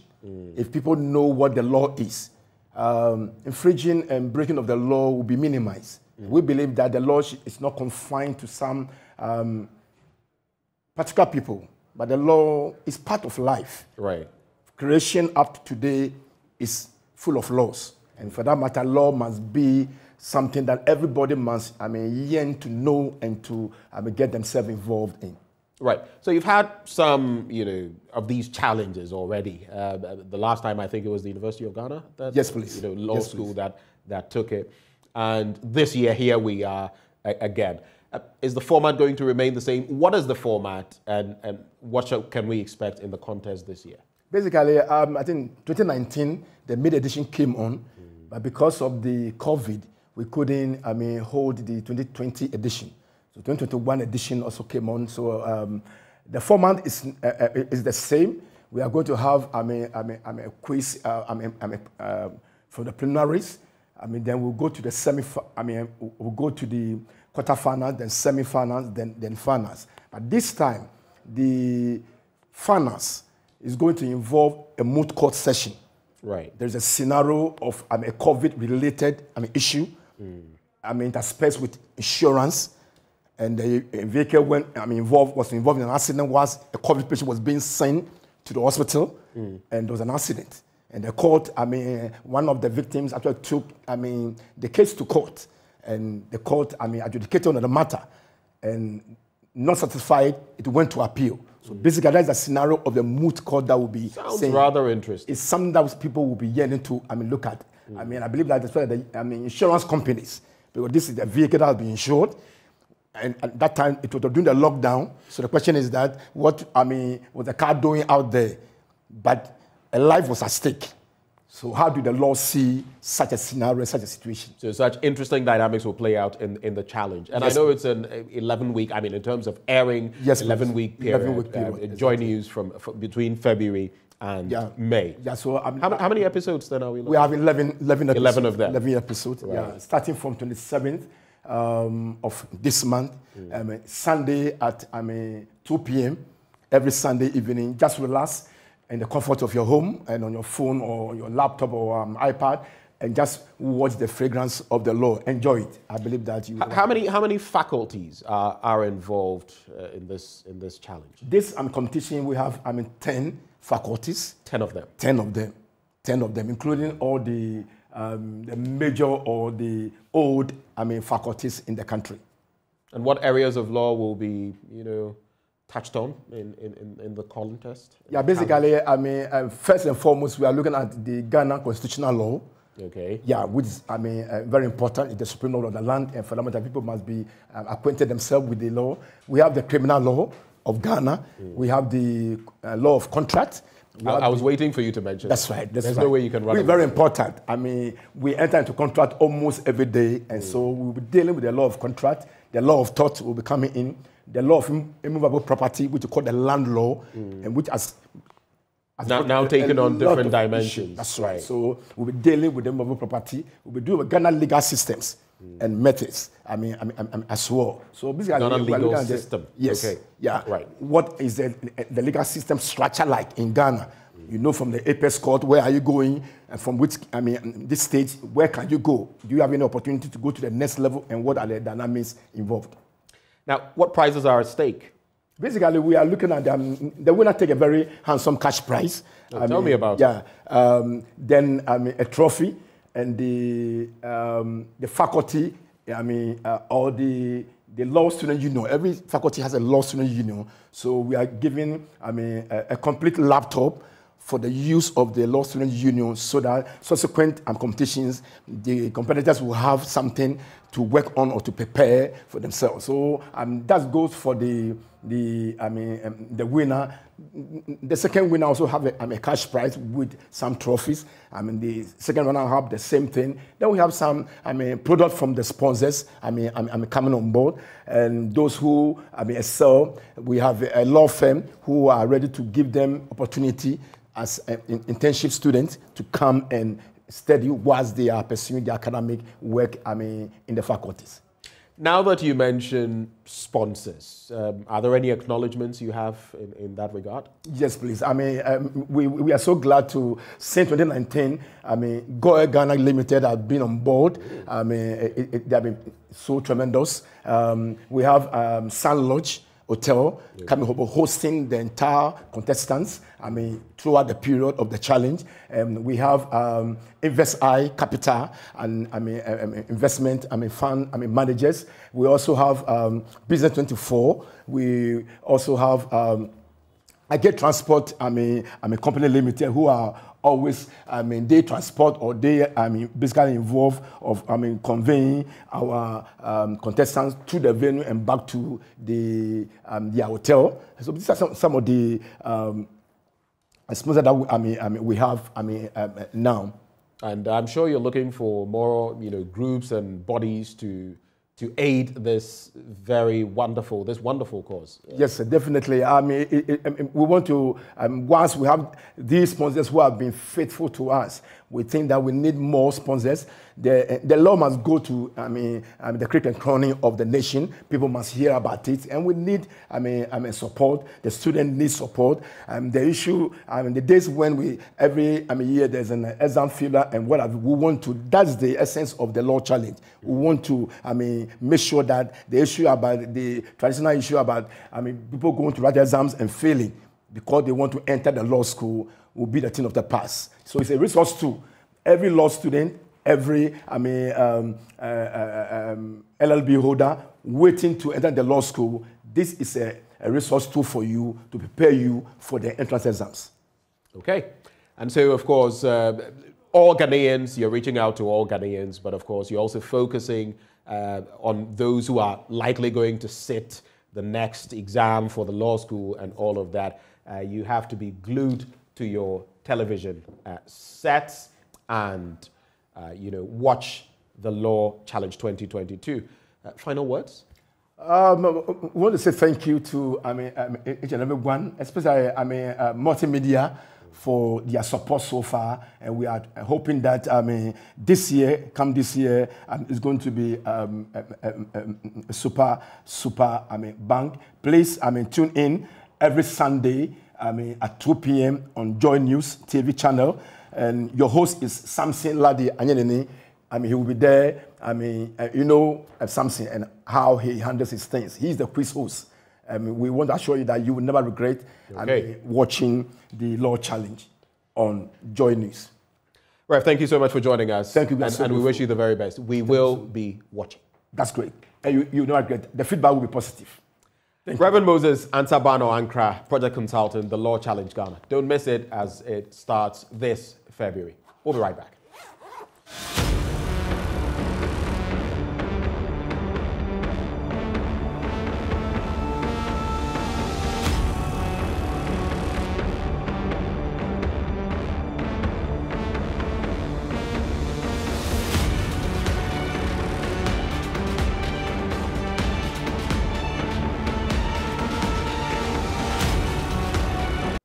So up next, we talk about the Haven of Love Children's Foundation. They join us for a conversation on groin hernia surgeries for children and cataract surgeries as well. Joining us for this conversation, Samuel Nana Bekai Drako. He is founder of the Haven of Love Children's Foundation. We also have Dr. Abiboye Yifieye, a patron, Haven of Love Children's Foundation. Gentlemen, thank you for joining the conversation. Thank you.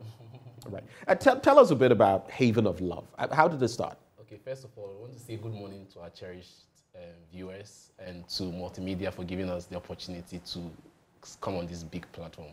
So Haven of Love Children's Foundation started basically 5 years ago. This year it will be 5 years by September. We registered it in September. Right. And I was posted after I'm an agric engineer. I studied agric engineer at KNUST, Kwame Nkrumah University of Science and Technology. And after that, I was posted to the north, basically the Upper East region, Boku West District. Now, it's funny that an engineer is posted to a primary school. So I was posted to a primary school, and from there, through God's leading, I love children. So after my national service, my heart was left there. Whilst I was in Accra, my heart was still there. You know where your heart is, that's where you're pushed to. So I kept on going back to have a series of programs with them. And after consultations with our patron and someone called Mr. Roberta Windsor, who is now our counselor, God led me, or should I say I had divine leading to start the foundation, and it's been glory to glory. That's it. So cataracts, groin hernia. I mean, I heard recently about a group coming in and having, you know, hernia surgeries for people because a lot of them, it has cost elements and some people simply can't do it. So interesting that you're focusing, but why the focus on those? Well, children is our focus. So Haven of Love, well, I didn't mention this. It's a conglomerate of young people. Now, we're a Christian organization. So the Christian part of what we do is, Christianity is practical. You know, in Ghana, for example, Ghana is a religious nation. But then Christianity is about love, and love is about action. The Bible tells us the fact that let's not love in words, but in deeds. And if we are loving in deeds, it has to do with every aspect of our lives. So when we looked at the children, one of the things is the health matters more. If they are healthy, they can be focused in class to learn. So that is why we are going into, well, there are a lot of... Some of the health bits there are a lot of health things, so we are starting with that aspect. And since our patron is a pediatric surgeon... Right. And I was just about to, you know, get to it. It makes sense that you have a pediatric surgeon, you know, and a lecturer as well at the Konfanochi Teaching Hospital, also, you know, on board. And you're a patron. Yes. What was it that, you know, pediatric surgery, yes. They are dealing with children, yes. But beyond that, what really got you on board, you know, falling in love with Haven of Love? Well, he's told the story of how it started off. And I remember there's something about Samuel that when he's around children, they seem to warm up to him. So through the children warming up to him and the community also warming up through the children, actually. So when we were having discussions, I saw that he was finding it difficult or trying to get counsel on how to put this to constructive use and to demonstrate the love of God. That was where the story of, look, let's put some construct to this. And then eventually Haven of Love Children Foundation was born.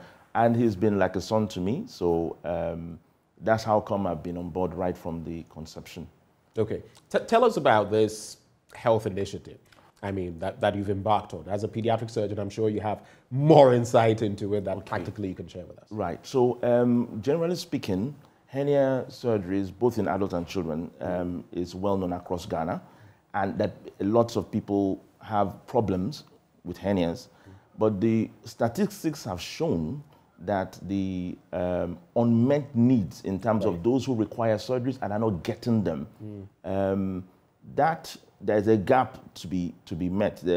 For example, you have a ratio of about 210 per 1,000 that will require hernia surgery, and the statistics show that only about 65 per 1,000 are getting them. There is a gap.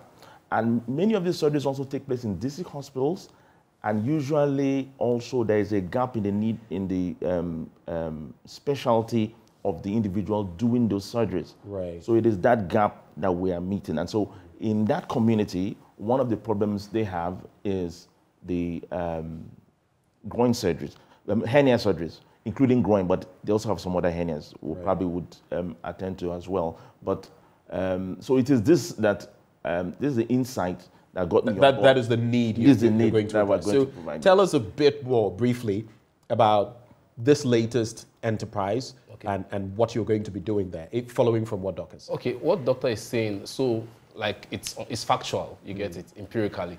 But then for you to get those statistics, you have to do maybe screening. So which is why we began the screening this year, by God's grace, from the 10th to the 14th. That's for the hernia screening. And by God's grace, Well, we'll go into that. We're a foundation who doesn't have funds. Most of the funds come from me, my friends and family, and Doc also talks to his friends and families as well, and they support. So we got the district director of health in the district of Boku West district precisely to get the medical assistants on board. They came on board, and we did a 6 days hernia screening, and we got about the number, we have about 57 to 60 of them who did the surgery. And the eye as well. I just came from the north yesterday. We did a comprehensive 1-week eye screening, first of its kind, from the 24th to 30th of the last month, and we had about 1,400 people who were screened. So all of this basically requires money. Yes, please. We have to wrap on the conversation. So then I'm sure you need people to also come on board and aid you in different kinds of ways. I guess this would be the best opportunity. Yes, please. Briefly. Yes, please. So if you're watching us, we need your support. We need the funds. We need partnership. You know, one of the SDG goals, SDG 17 talks about partnership towards the goal. We are in for the SDG goals, irrespective of the fact that we're a Christian organization. So we want partnership, any way to partner us. Our story is so sweet. From the beginning, if I go into it, you'll be quite shocked how we got support for an artificial leg through 30 CDs, 20 CDs. Prosthetics. Wow. So we need your support, financial, we need your support in terms of partnership. How can people reach out? If you want to reach out to us, the numbers to reach, there are a couple of numbers. Right.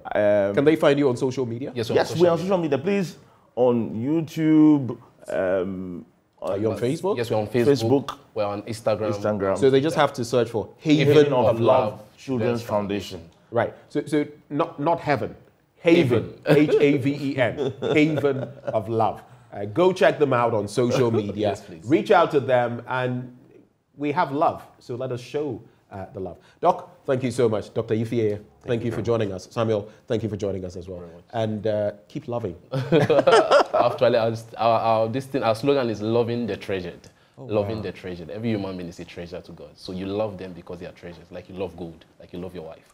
Thank you so much, gentlemen, for joining the conversation. And that's how we sew it up this morning on the AM show. My name is Benjamin Akapo. It's always a pleasure having you. At 10 and at noon, we have our bulletins coming up. Let's connect same time tomorrow.